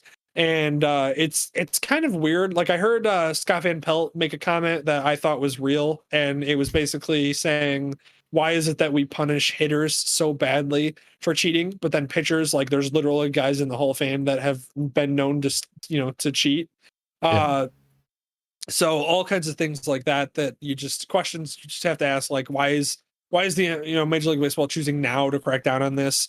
I know the league it's an issue this year, but it's been an issue for years, and this is the first time they're finally deciding to make it apparent. So, and then the other issue too is, which has been brought up, is about punishment for this versus punishment for other things, which we'll talk about in a minute after this clip.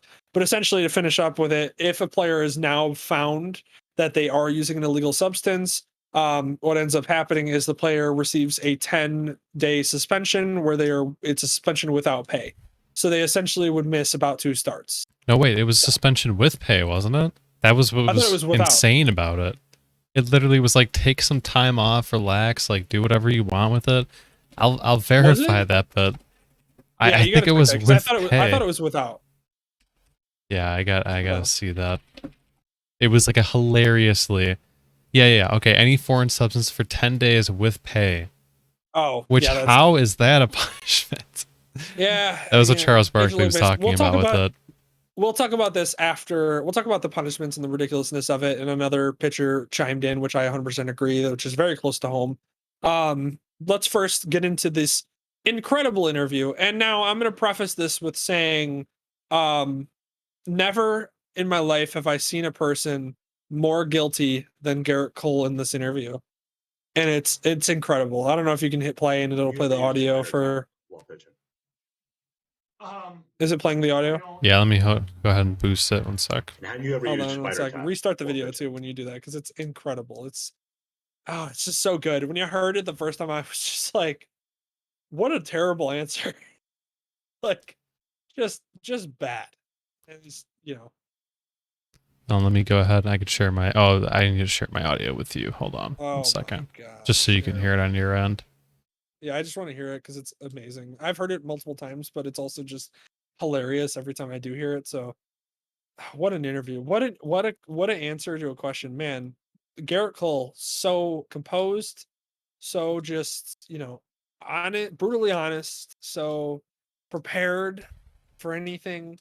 That's what I think about when I hear this interview. It looks like I'm gonna play it on the side. I don't know if you're able to hear it, but you could probably pull it up on the stream. It looks like I can't share my actual audio with you. No, that's fine. Just play it. I know how it goes. I more so want your reaction. So you asked him about the spider. I don't know. Did he zoom freeze? Oh. No, I know. He just literally froze in real life. I don't quite know how to He just doesn't know how to answer it because yes, the answer is yes. I mean, like if you could not give a customs and practices that have been passed down from so bad. older players to younger players, from the last generation of players to this generation of players, and I think there are some things that are certainly out of bounds in that regard. As a Yankees fan, I still had I just had to laugh at this. Stood pretty firm in terms of that, in terms of the communication between our peers and whatnot.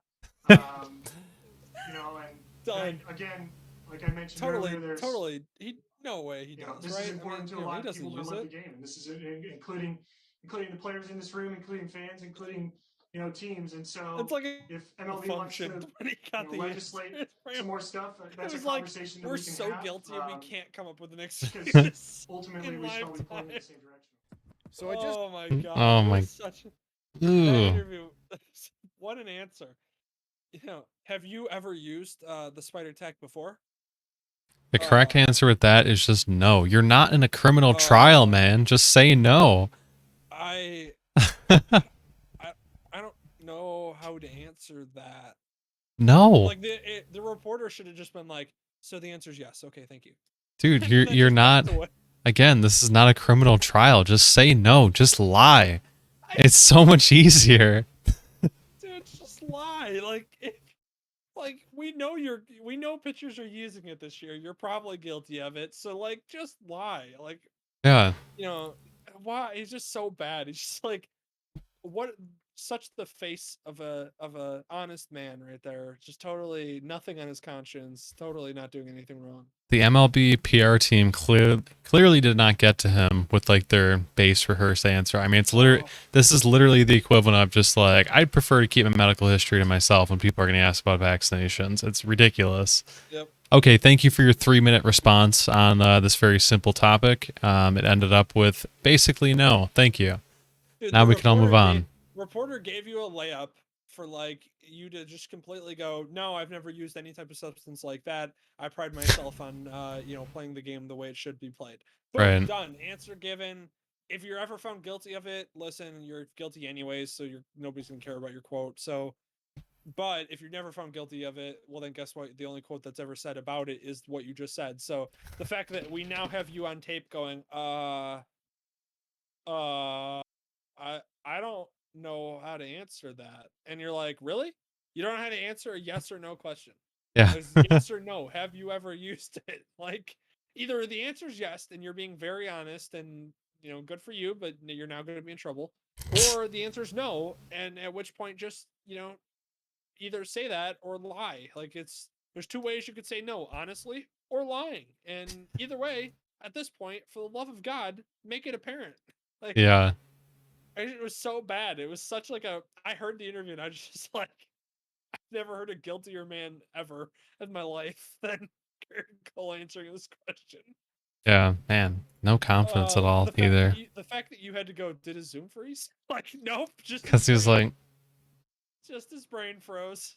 just had to reprocess that, really give it. And honestly, what were you even waiting for? Like, we waited and you were like loading and processing a response, and your response sucked. You still failed. That's what I'm saying. You didn't like, you could have taken like a second and been like, okay, how do I answer this well? And like people would have been like, okay, that was kind of a weird long pause. But then if you gave a reasonable answer afterwards, people would be like, oh, maybe it's Zoom, maybe it's like the weirdness of the press conference. He's like processing the question over video. It's kind of odd, whatever. He gave a good response, but no, literally just the worst, guiltiest possible response you could give is what Garrett Cole did. Yeah, no, seriously, like 10 seconds in, I was like, just pull the Ethernet cord out. Just like walk, like, just, it's better. Give yourself some time. Why is somebody, like some Yankees employee's got to be standing back there with a sign like, no, no. Like some employee grabbed the card, wrote no on it, and then held it up behind the camera. Like, yeah. The answer is no. He's got this long-winded response. He's reading off a paragraph, and then the guy's just like, look, right here, just no. Never. Me, the MLB, I would never disrespect the competitive nature of the MLB. Absolutely not. It's a ridiculous question. Move on.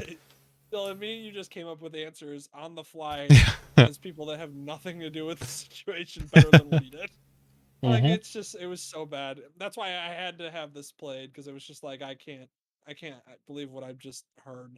But it's legendary. Anyways, it's overall, the issue is, it's one of those where, again, it needs to be addressed in sports, because it's not in, especially baseball. This is cheating that's been going on for a while. We've seen this throughout. My favorite was, I forget which pitcher it was, but had like on his hat, you could just see like on the TV broadcast when they would show him, you could just see like a dark substance just on his hat, and you're like, come on, dude, come on. Yeah. Like, you gotta find a better way to do this. Like, somebody had to give you like, hey, that doesn't look great. Like, walking out of the dugout, like even the trainer's got to be like, dude, I think you're laying it on a little thick on the hat. Like, Yeah. but You're making us yeah, all look bad. it's bad, and it's baseball just doesn't want younger fans. I've ranted about this so many times, and I'm just so tired of baseball. I love you, baseball. I love you to death. I love the sport. I love the Cubs. I love the Yankees. I love everything about it. I've watched since I was literally like 2 years old. I Yeah. hate everything you do. Love of God. And actually, pitcher Carlos Rodon from the White Sox actually came out and said, when he was asked about it, we made another great reference, which is another great thing that I'll talk about real quick. Another short rant that I have to go on real quick because it's just super frustrating. Is basically Rodon said that I love that they're coming down on pitchers on this punishment like this when they didn't come down on the Astros at all. And I was like, yeah, thank you. He's like, yeah, the team that literally cheated their way to a championship. A championship. It's not like they were runners up. It's not like they made it to the West, the conference finals. They won the freaking championship.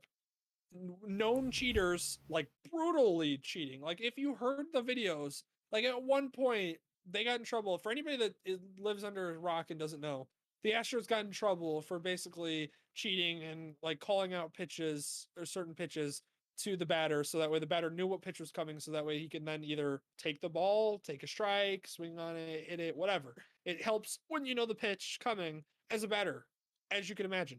Sure. So they did that to a ridiculous factor. At one point, I remember one video where literally the guy you would just hear from the dugout bang bang every time he was going to throw a fastball, which is the easiest pitch to hit because it's a fastball coming down the middle. It doesn't have any movement on it, and if you know it's a fastball, the speed doesn't matter because you'll catch up to it.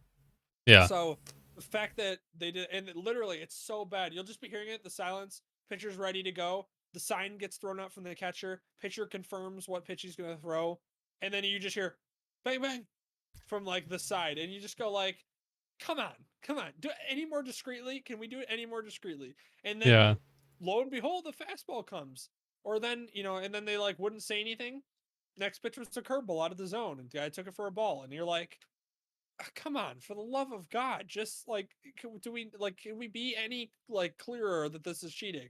And you know what they should have done? They should have taken the Astros championship. They should have taken it away. They should have removed their championship because they did not deserve it. And guess what? Which by the way, actually, this is something that I don't know if you know this.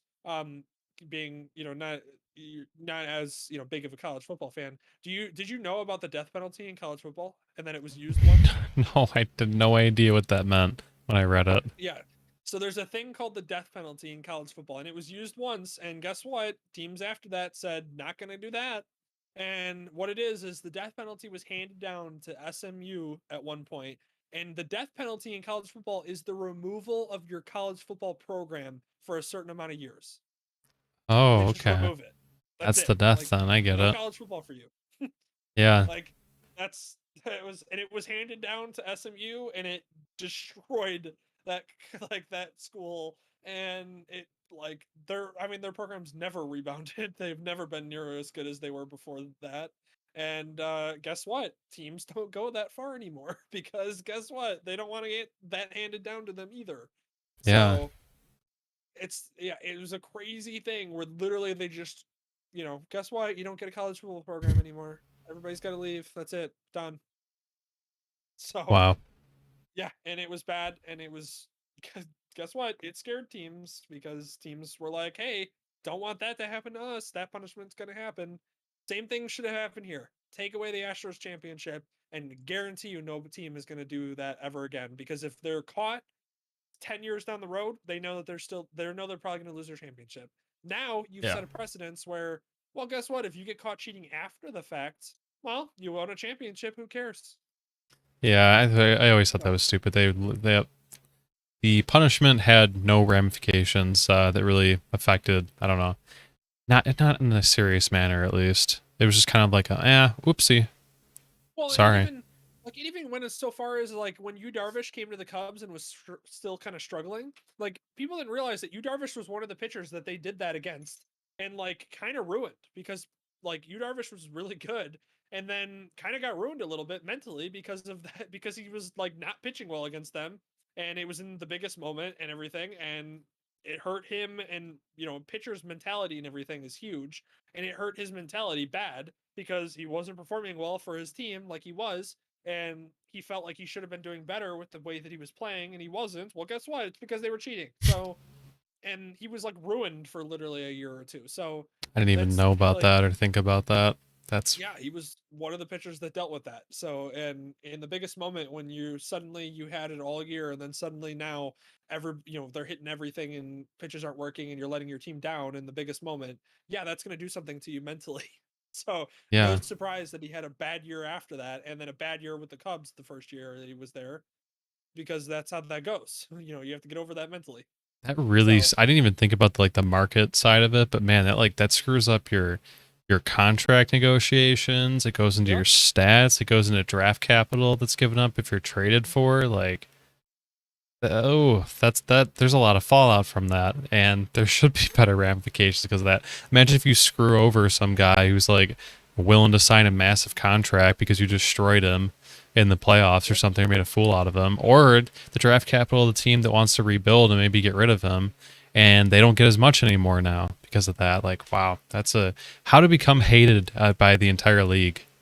That's crazy. Yeah. I mean, they're booed to this day. And guess what? If I went to a Cubs game and the Astros were playing, I would boo them every single time that they appeared on the field, and would tell them, "Hey, how's it going, cheaters?" I wouldn't even call them the Astros. I'd call them the cheaters. Yeah. Hey, the Cubs are playing the cheaters today.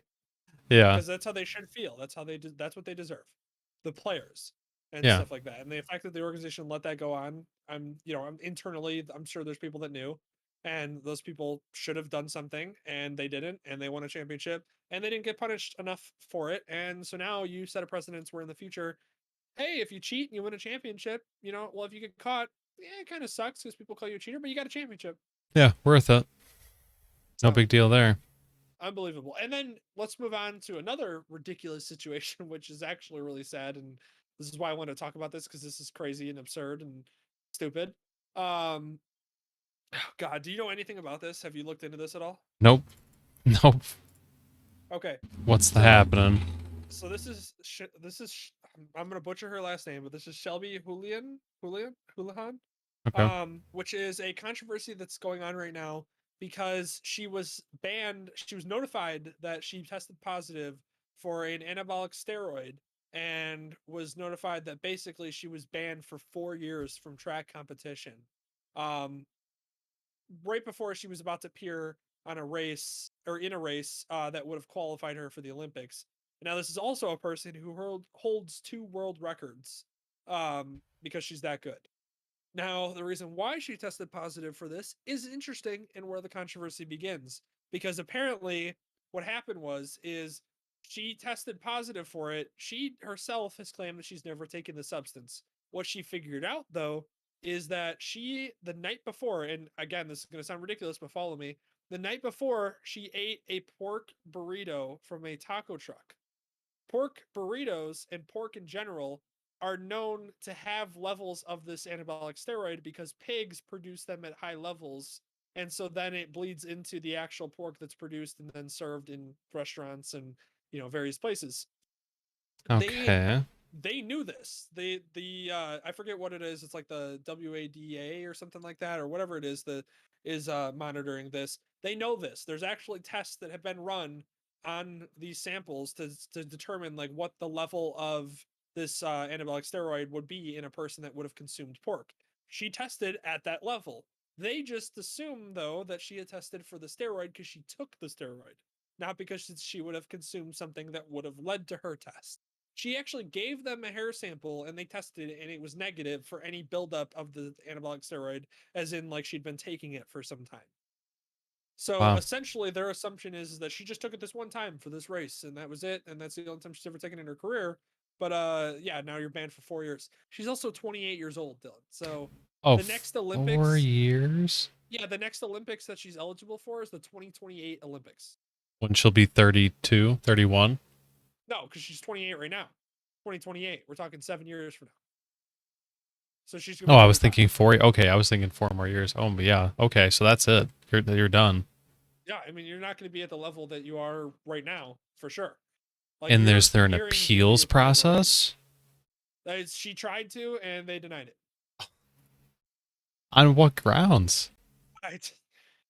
Listen, Dylan, I don't know. And the funny part too is they said that in the past this has been something where it's flagged for a odd test or like an atypical test, and then they do further testing to make sure that it was confirmed. They didn't do that. Why not? They didn't follow the process they established? They basically just put it in as she tested positive for the steroid because she's taking it, and that's it. She even passed the polygraph test. That's, About it. I mean, you've exhausted the avenues of where you're going to go. At what point does it go into a lawsuit because you can claim that it's damaging your brand and also your finances? That's where I think it would go next. I mean, she was about to perform in a race that would have qualified her for the Olympics. Yeah. That is tremendously depressing. Yeah, and apparently this is like a known thing. Apparently, like this, like pork does test for this specific anabolic steroid, and it's known to. And there's certain levels that it would test in the person, and she tested at about those levels, meaning that she probably got that result based on a food that she consumed, which she did know and has the receipt and knows that she did because she gave them the last 15 meals that she had eaten. And of the last 15, that was the one that she had eaten the night before at a taco truck. She ate a pork burrito. And yeah. I don't even know. I mean, that's just, God, I mean, that really sucks. I can't believe they don't follow up on that. There's no further, they didn't even follow the process they outlined. Yeah, I almost feel like it's them like doubling down on the, like, when you know how like sometimes people or organizations will do that where they'll just double down even though they know they're wrong, they'll double down on their decision because Try and make an like they don't want, example.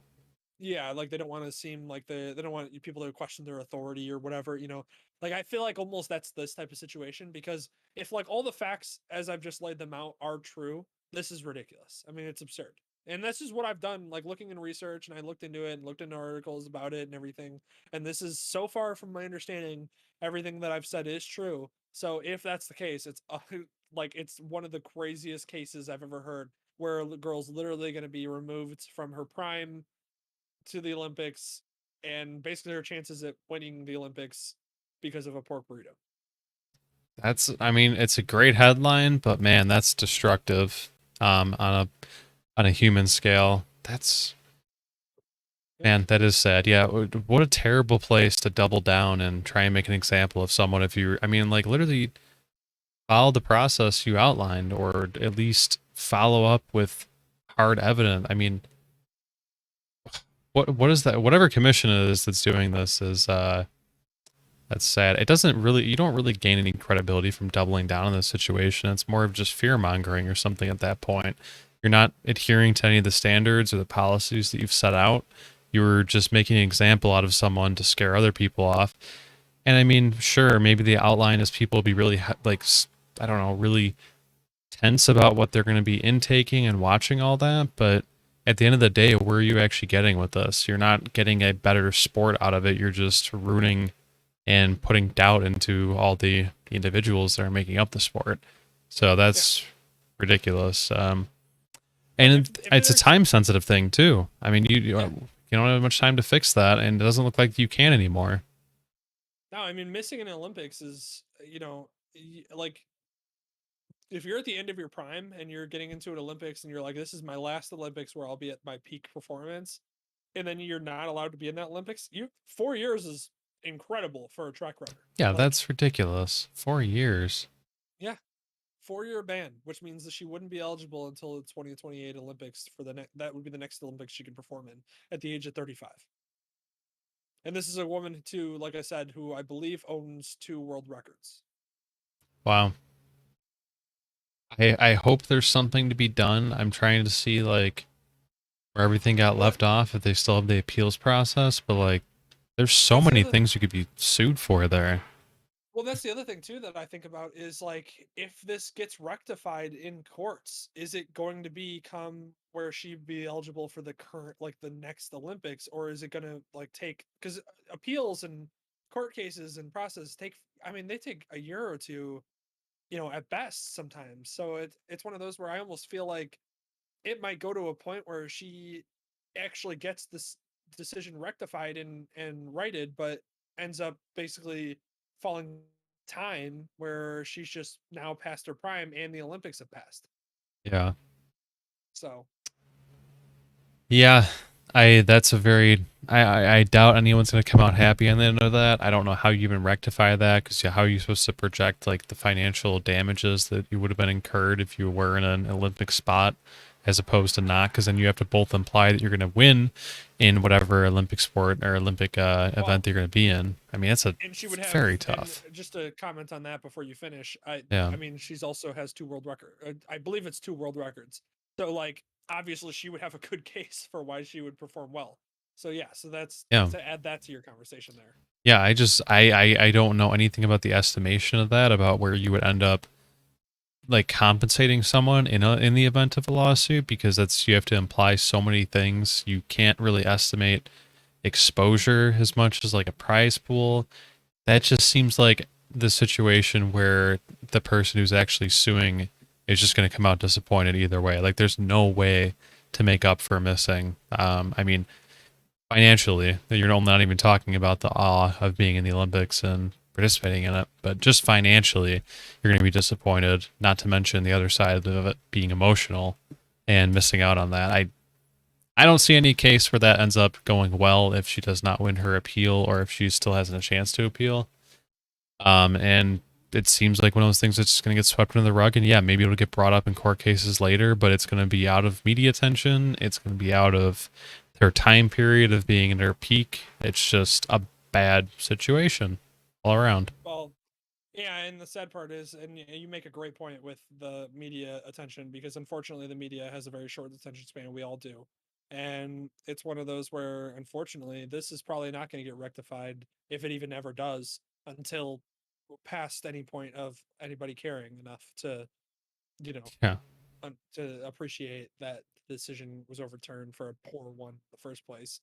And that allows the behavior to continue, because then in the future, if they make another decision like this, well, it's only affecting one person and nobody's going to care past it, because nobody's probably going to care too much about this come a week from now. So Yeah. it's just really sad. It's something that I saw and I wanted to highlight, because I think talking about I like bring new topics on this podcast and bring topics that I want to talk about and things that I find interesting. I know that you would find interesting, as well as our audience. So this is definitely one of those things that I just was like, I know that this probably isn't going to get a ton of media coverage, just because everything surrounding it, but it's one of those where I had to cover it, because it was just like, I'm shocked by the decision and the rashness and the crazy effects that it's going to cause in this woman's life. And it's unfortunate and sad, and I wish her the best and hope that she's able to get this solved and maybe be able to participate in this Olympics. I mean, again, it's one of those where people train their entire lives for Olympics, and so to have, even if she's participated in one before, Yeah. it's still the Olympics. They come around once every 4 years, and you only have a window that's very small, maybe 2, maybe 3 Olympics if you're lucky. If you're one of the top athletes ever, you get 3. So the fact that one of the 2 that she maybe is privy to, being well or performing well in at peak performance, is sad and unfortunate, and that's why I wanted to cover it. Yeah. Well, So, unfortunately, moving on. I was to say, unfortunately, not moving on to another really positive topic. So now, one thing I will say is I chose this image specifically to talk about this topic, because one thing I wanted to point out was, I don't know if you saw it. Did you see any of the coverage about the actual incident?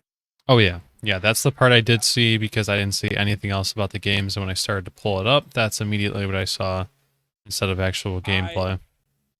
Yeah, and I thought it was unbelievable, and actually, like, it actually hurt me, and I had to I had to look away and stop, because why did nobody at one point decide that they should throw to go back to like the main, like the throwback to studio, like get out, like they were like zooming in on his lifeless face on live TV, and I'm like, for the love of God, his wife is on the field right there. Can we just like I didn't get to this? see that, and I'm not gonna lie, I was looking for that, but I'm pretty sure it was intentionally gone because I wasn't seeing it in real time. I couldn't see anything Yeah, else it except was. for the text of what was happening. Oh my God, dude, it was brutal. It would literally at one point they like lifted his head to like I just reposition it for the CPR, and his like eyes blinked open and he was literally just lifeless, and they zoomed in on it, and I was like, for the love of God, just have some kind of taste, some kind of just, understanding that this is a human being on the ground, potentially at the end of his life, and you're just gonna broadcast this live.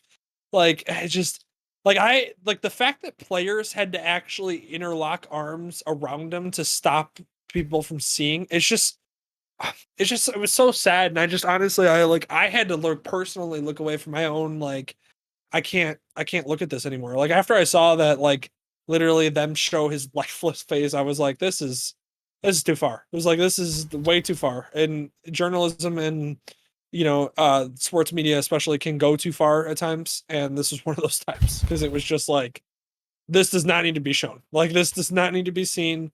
This is the not only is this potentially the end of his life, but this is the end of his career for sure for the rest of his life. So it's like unbelievable that it was just bad. It was just, I was watching and I just couldn't. I was like one of those where I was like, this is one of the only moments that I think I'll ever just go like, I don't need to look at this. Like I don't need to be a part of this, what's happening right now. And they were like just straight up broadcasting it, trying their best to get every angle possible of his lifeless body. And I was like, for the love of God, please stop. Like if Okay, anybody I just saw a couple of frames of that, and I see what you mean. for anybody that doesn't know what we're talking about, for whether it be on the YouTube, where you're listening to it or wherever you're listening to it, what we're referencing is the Euros 2020 tournament is occurring right now. Um, the first game of the Euro 2020, the actual very first game, was Denmark versus Finland. Denmark's star player Christian Eriksen ended up going down, just collapsing on the field, and actually later it basically came out that he had gone into cardiac arrest and basically had died on the field. And the CPR and emergency medicine that was administered on the field right then and there basically saved his life. And they were able to get him to the hospital. He's in stable condition now. He's never going to play soccer again because to make his way in for Finland. It's happening again, and it's one of those where it's very sad and it's very shocking and it's very unfortunate, and it does happen a lot in sports. People don't realize this.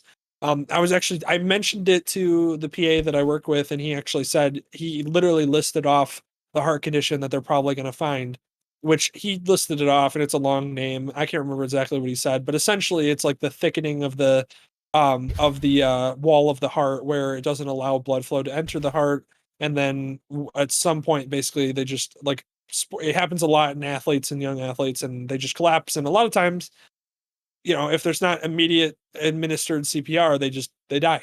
And that's why it was really incredible, and it's really amazing, and it's just astounding for the whoever responded, the doctors that were able to respond on the spot there and basically save this guy's life. Was awesome. And CPR should definitely be something that people are at least informed on or know, or present in the situation, because literally it saved this man's life, and for them to do that. And yeah, so it was a very sad moment, but it was just did not help that the TV broadcast decided to try their very best to get the best angle they possibly could of this man's lifeless body, with his wife crying, standing on the field next to him. That was another great scene that they had to broadcast on live TV. That was fantastic, And like the announcers have to continue to say stuff about it, because it's not the announcers that are deciding to continue to watch this. It's literally the TV production that's happening. They could have thrown to the studio. They could have gone to somebody could have hopped on a camera back at the studio and started to, literally, it's a situation where nobody would blame somebody for hopping on, Just to narrate it. and trying to just, take time. Nobody would care. Nobody would think that they were ridiculous or whatever. So they really needed to, and they didn't, and it was sad and disturbing. But ultimately, he's okay. He's stable in the hospital. He was awake. He did actually give out a message to his fans and everybody watching. So hopefully they are able to figure out what it is. He's never going to play, football again, which is unfortunate. That's what I was gonna as say. well. So that's like he isn't like that's gonna be Oh, that's yeah, gonna be it. I mean, there's no way. Like, it's just, if it is like the thickening of the heart or even something similar, you're never going to be able to play again, because it's just, if you push your body to that limit again, it could happen in a situation where you're not so lucky. So yeah, this is pretty much the end of his career. Wow. Yeah. So he's 29. I thought maybe he could have been a little bit younger or whatever else it is, but man, like that's something really it comes up like now amongst all the other things that you've been in. I guess it's a very common thing amongst sports athletes, and it happens in younger athletes too, where essentially it's a condition that's you can't really diagnose it because you don't know it's there until unfortunately it takes effect, and it's just where the wall of the heart just slowly thickens over time, and then reaches a point where you're at such a peak extreme strenuous activity where then it goes and it finally takes effect. And this is when it does, if you have instant help like this and CPR is administered and life-saving health medicine is administered right there on the spot, then you might make it out okay. But in other scenarios where that's not the case, players just die. People, so it's just Oh, crazy, you know lucky that the doctors that were there responded so incredible, immediately, and so like well, I guess is the way that I'll say. I can't find a better word for that, but basically, it's there's a lot of congratulations to them on just best job they could have. yeah. It's very hard to get like a full capture of anything. Man, they had to protect or they had to like shield him because he was straight up getting full CPR on the field, and it was just Yeah. very vivid and very That's right there. that's what I'm saying. It was this man's, like, that's a human being. He has a literal wife literally sitting there not far from his lifeless body crying, and we're just going to broadcast on live TV, which is just it was sad, and it was I like it's just sometimes, like I said, we know that the media goes too far sometimes, and it was just sometimes when they do, it's really astounding, and this is one of those moments. Yeah. So Wow. and then the reason why I chose this photo to kind of finish up the conversation and everything, and try somewhat to transition from that. The reason why I picked this photo was because this is the same game where Finland actually did end up winning 1-0, and this is actually the first goal that this guy ever scored for his team, for Finland, and he opted not to celebrate or anything, which is very understandable, under the circumstances and situations. So, but yeah, so that's why I chose this photo, because I was like, we don't need to show any more of this guy. There's way too much that's already been shown. I'll mention his name. We'll talk about the situation, but that's as far as we're gonna go in that scenario. Yeah.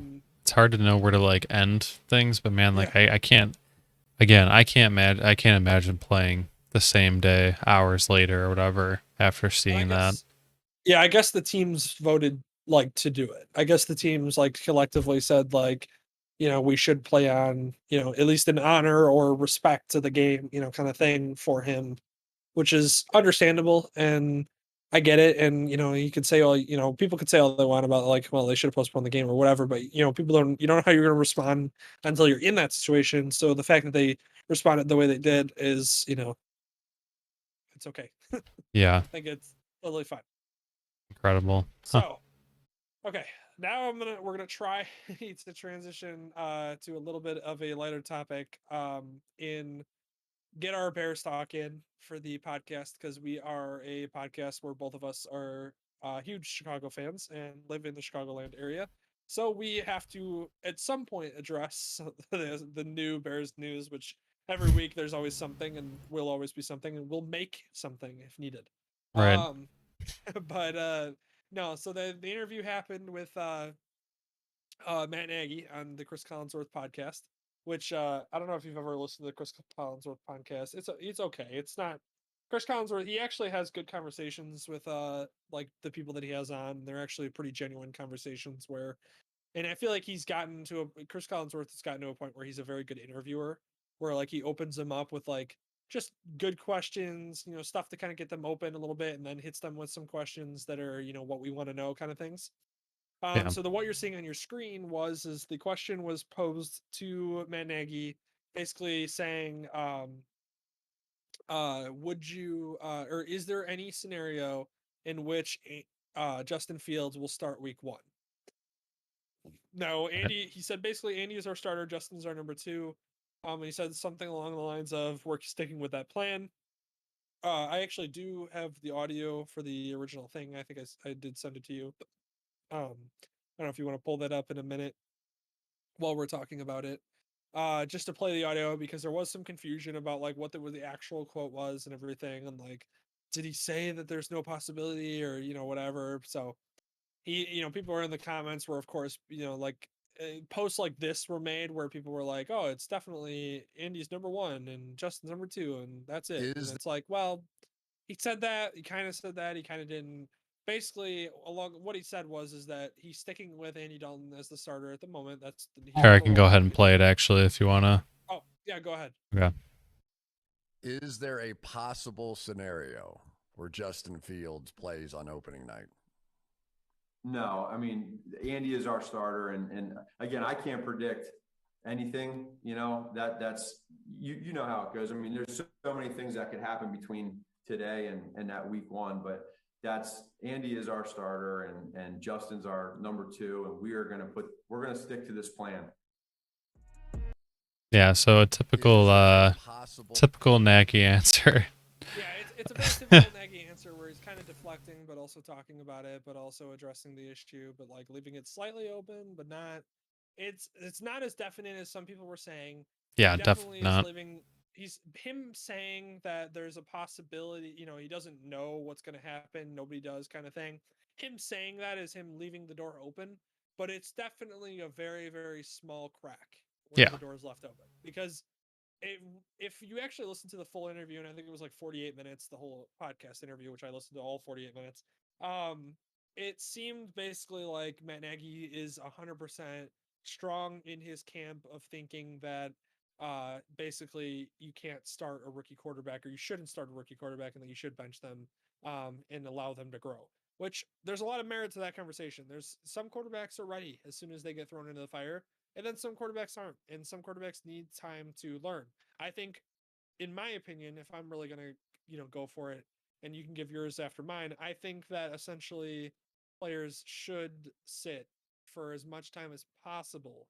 And I say as much time as possible because I don't think it needs to be a full season. I think it's different for every player, but I think players do need to sit so that way they have time to digest the NFL, because the NFL is different. And once you actually get to NFL weeks, practice preparation, and you're watching a starter prep and everything like that for the next week, you learn a lot about how to watch film, how to use your time to the best ability in between weeks and everything, because it is a short week to the next game, and it's the NFL where teams are trying to figure out, defenses are trying to figure out how to basically stop you and develop a defense to stop you, and you need to learn how to watch film, what keys you need to learn, stuff like that, and then how to act, what you can do that you couldn't do in the end, in college football, what you can't do now that you're in here that you could do in college football, things like that. You're going to learn from a veteran starter ahead of you, watching him week to week. And that's what I think needs to happen with Justin Fields. I think Justin Fields definitely 100%, in my opinion, just everything I'm hearing, watching his talent and everything, he has the capability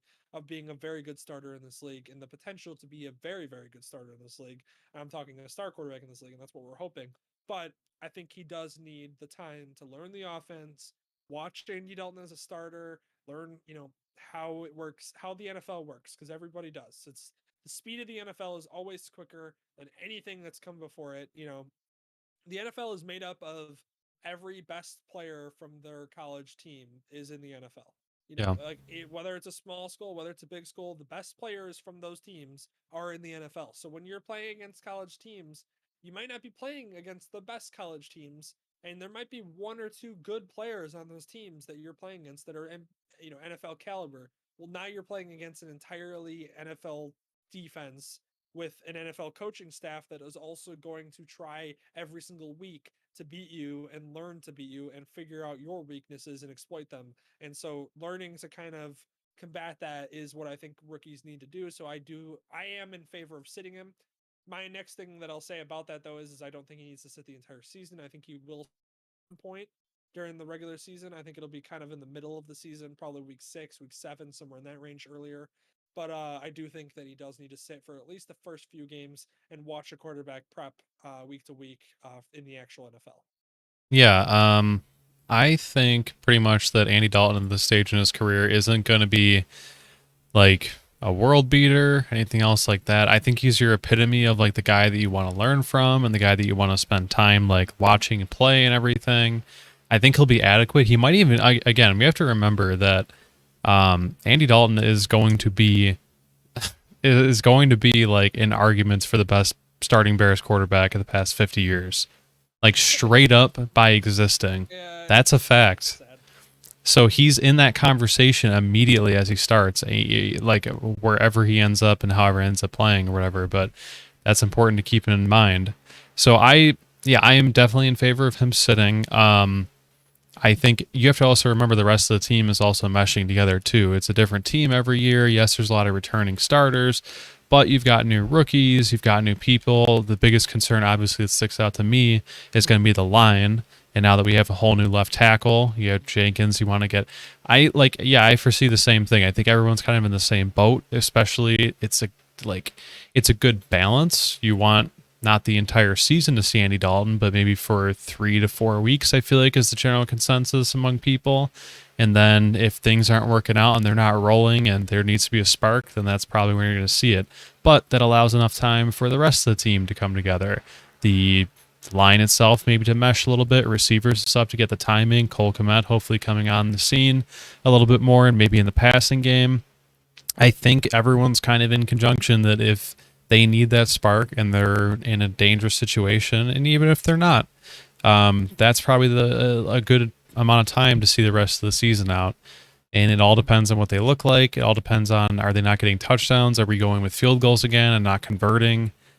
So obviously everything goes into context and everything else, but Andy Dalton as your starter isn't the worst thing in the world. And I think that, yeah, he is a professional in every sense. He's kind of like Nick Foles, except he doesn't suck as much as he does anymore. And I'm sure he's going to teach him the game and keeping up with everything. But yeah, I think you need to see it. I think you need to see 3 to 4 weeks of film with Andy Dalton as your starter, and for Justin Fields to see that and then see himself in that same role and what he's going to change and what's going to be different when he eventually steps out in the field. So I don't think it's a good idea to send him right out there and to do that. It'd be exciting and it'd be great to see him immediately dominate, a la like a Justin Herbert. I think Justin Herbert didn't start the season because of Tyrod, but it was early. But he came on and immediately dominated. So yeah, everyone wants to see that, of course. But I think that is the safest route. That's probably what we're going to see. It's important to remember for everyone else that Matt Nagy's not on the hot seat. He just isn't this year. He's not going to blow his chance at having a franchise quarterback in the first couple of weeks in the season. He's going to have time. He has time.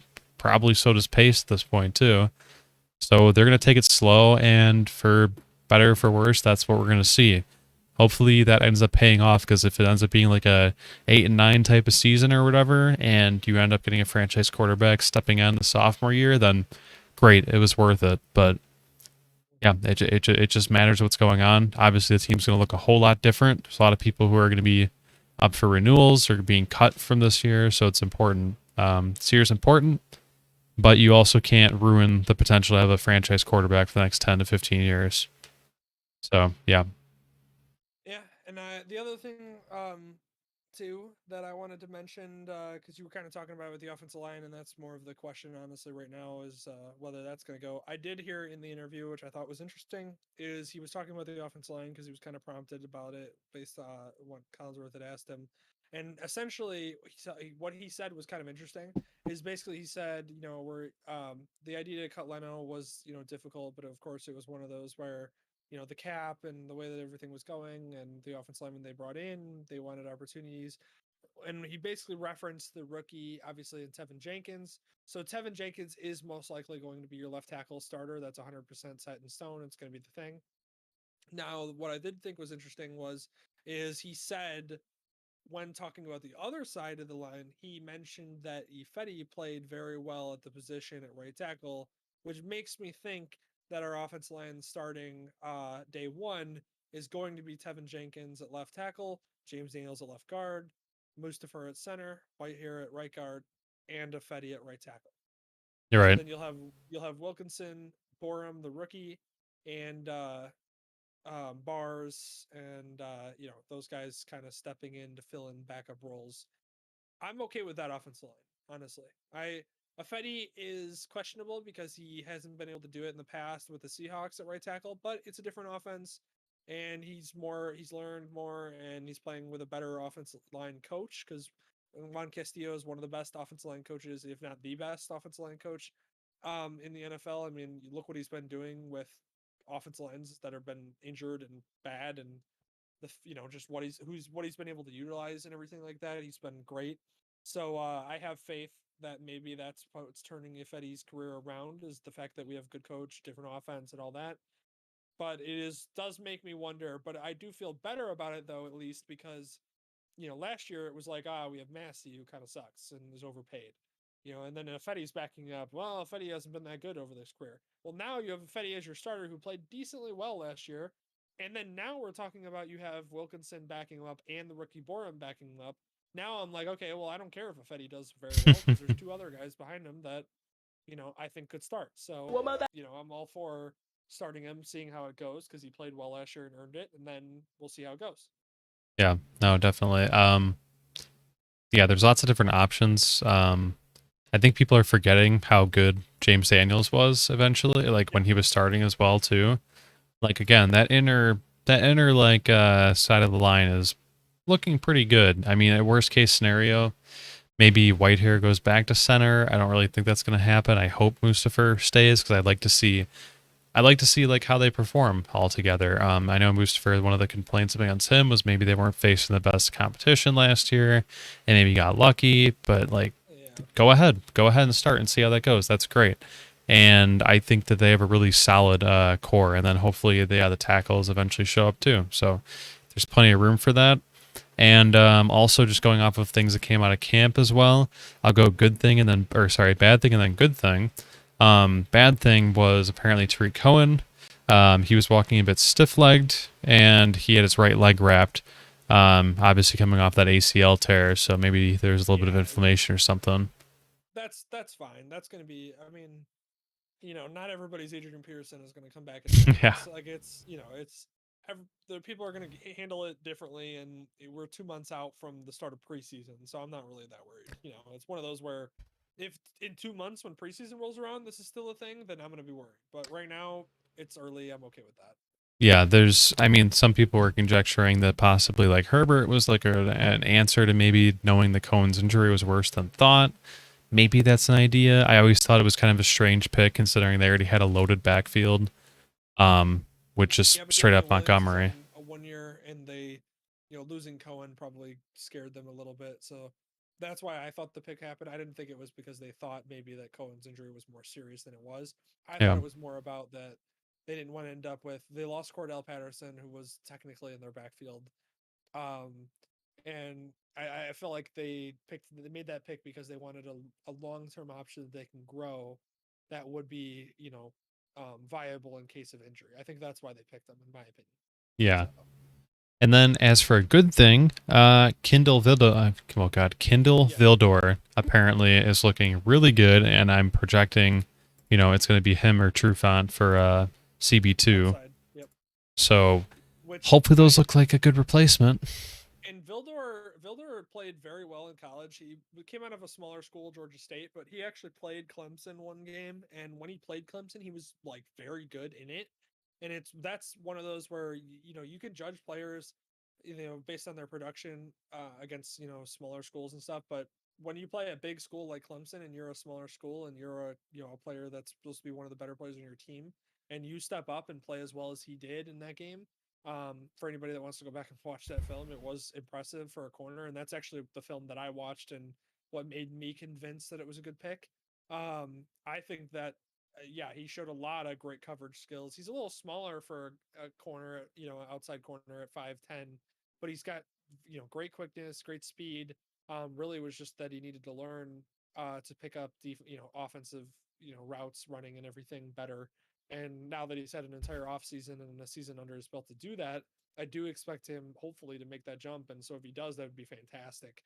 And there's other great corners that are smaller. Jair Alexander is 5'10", 5'11", is one of the best corners in the league.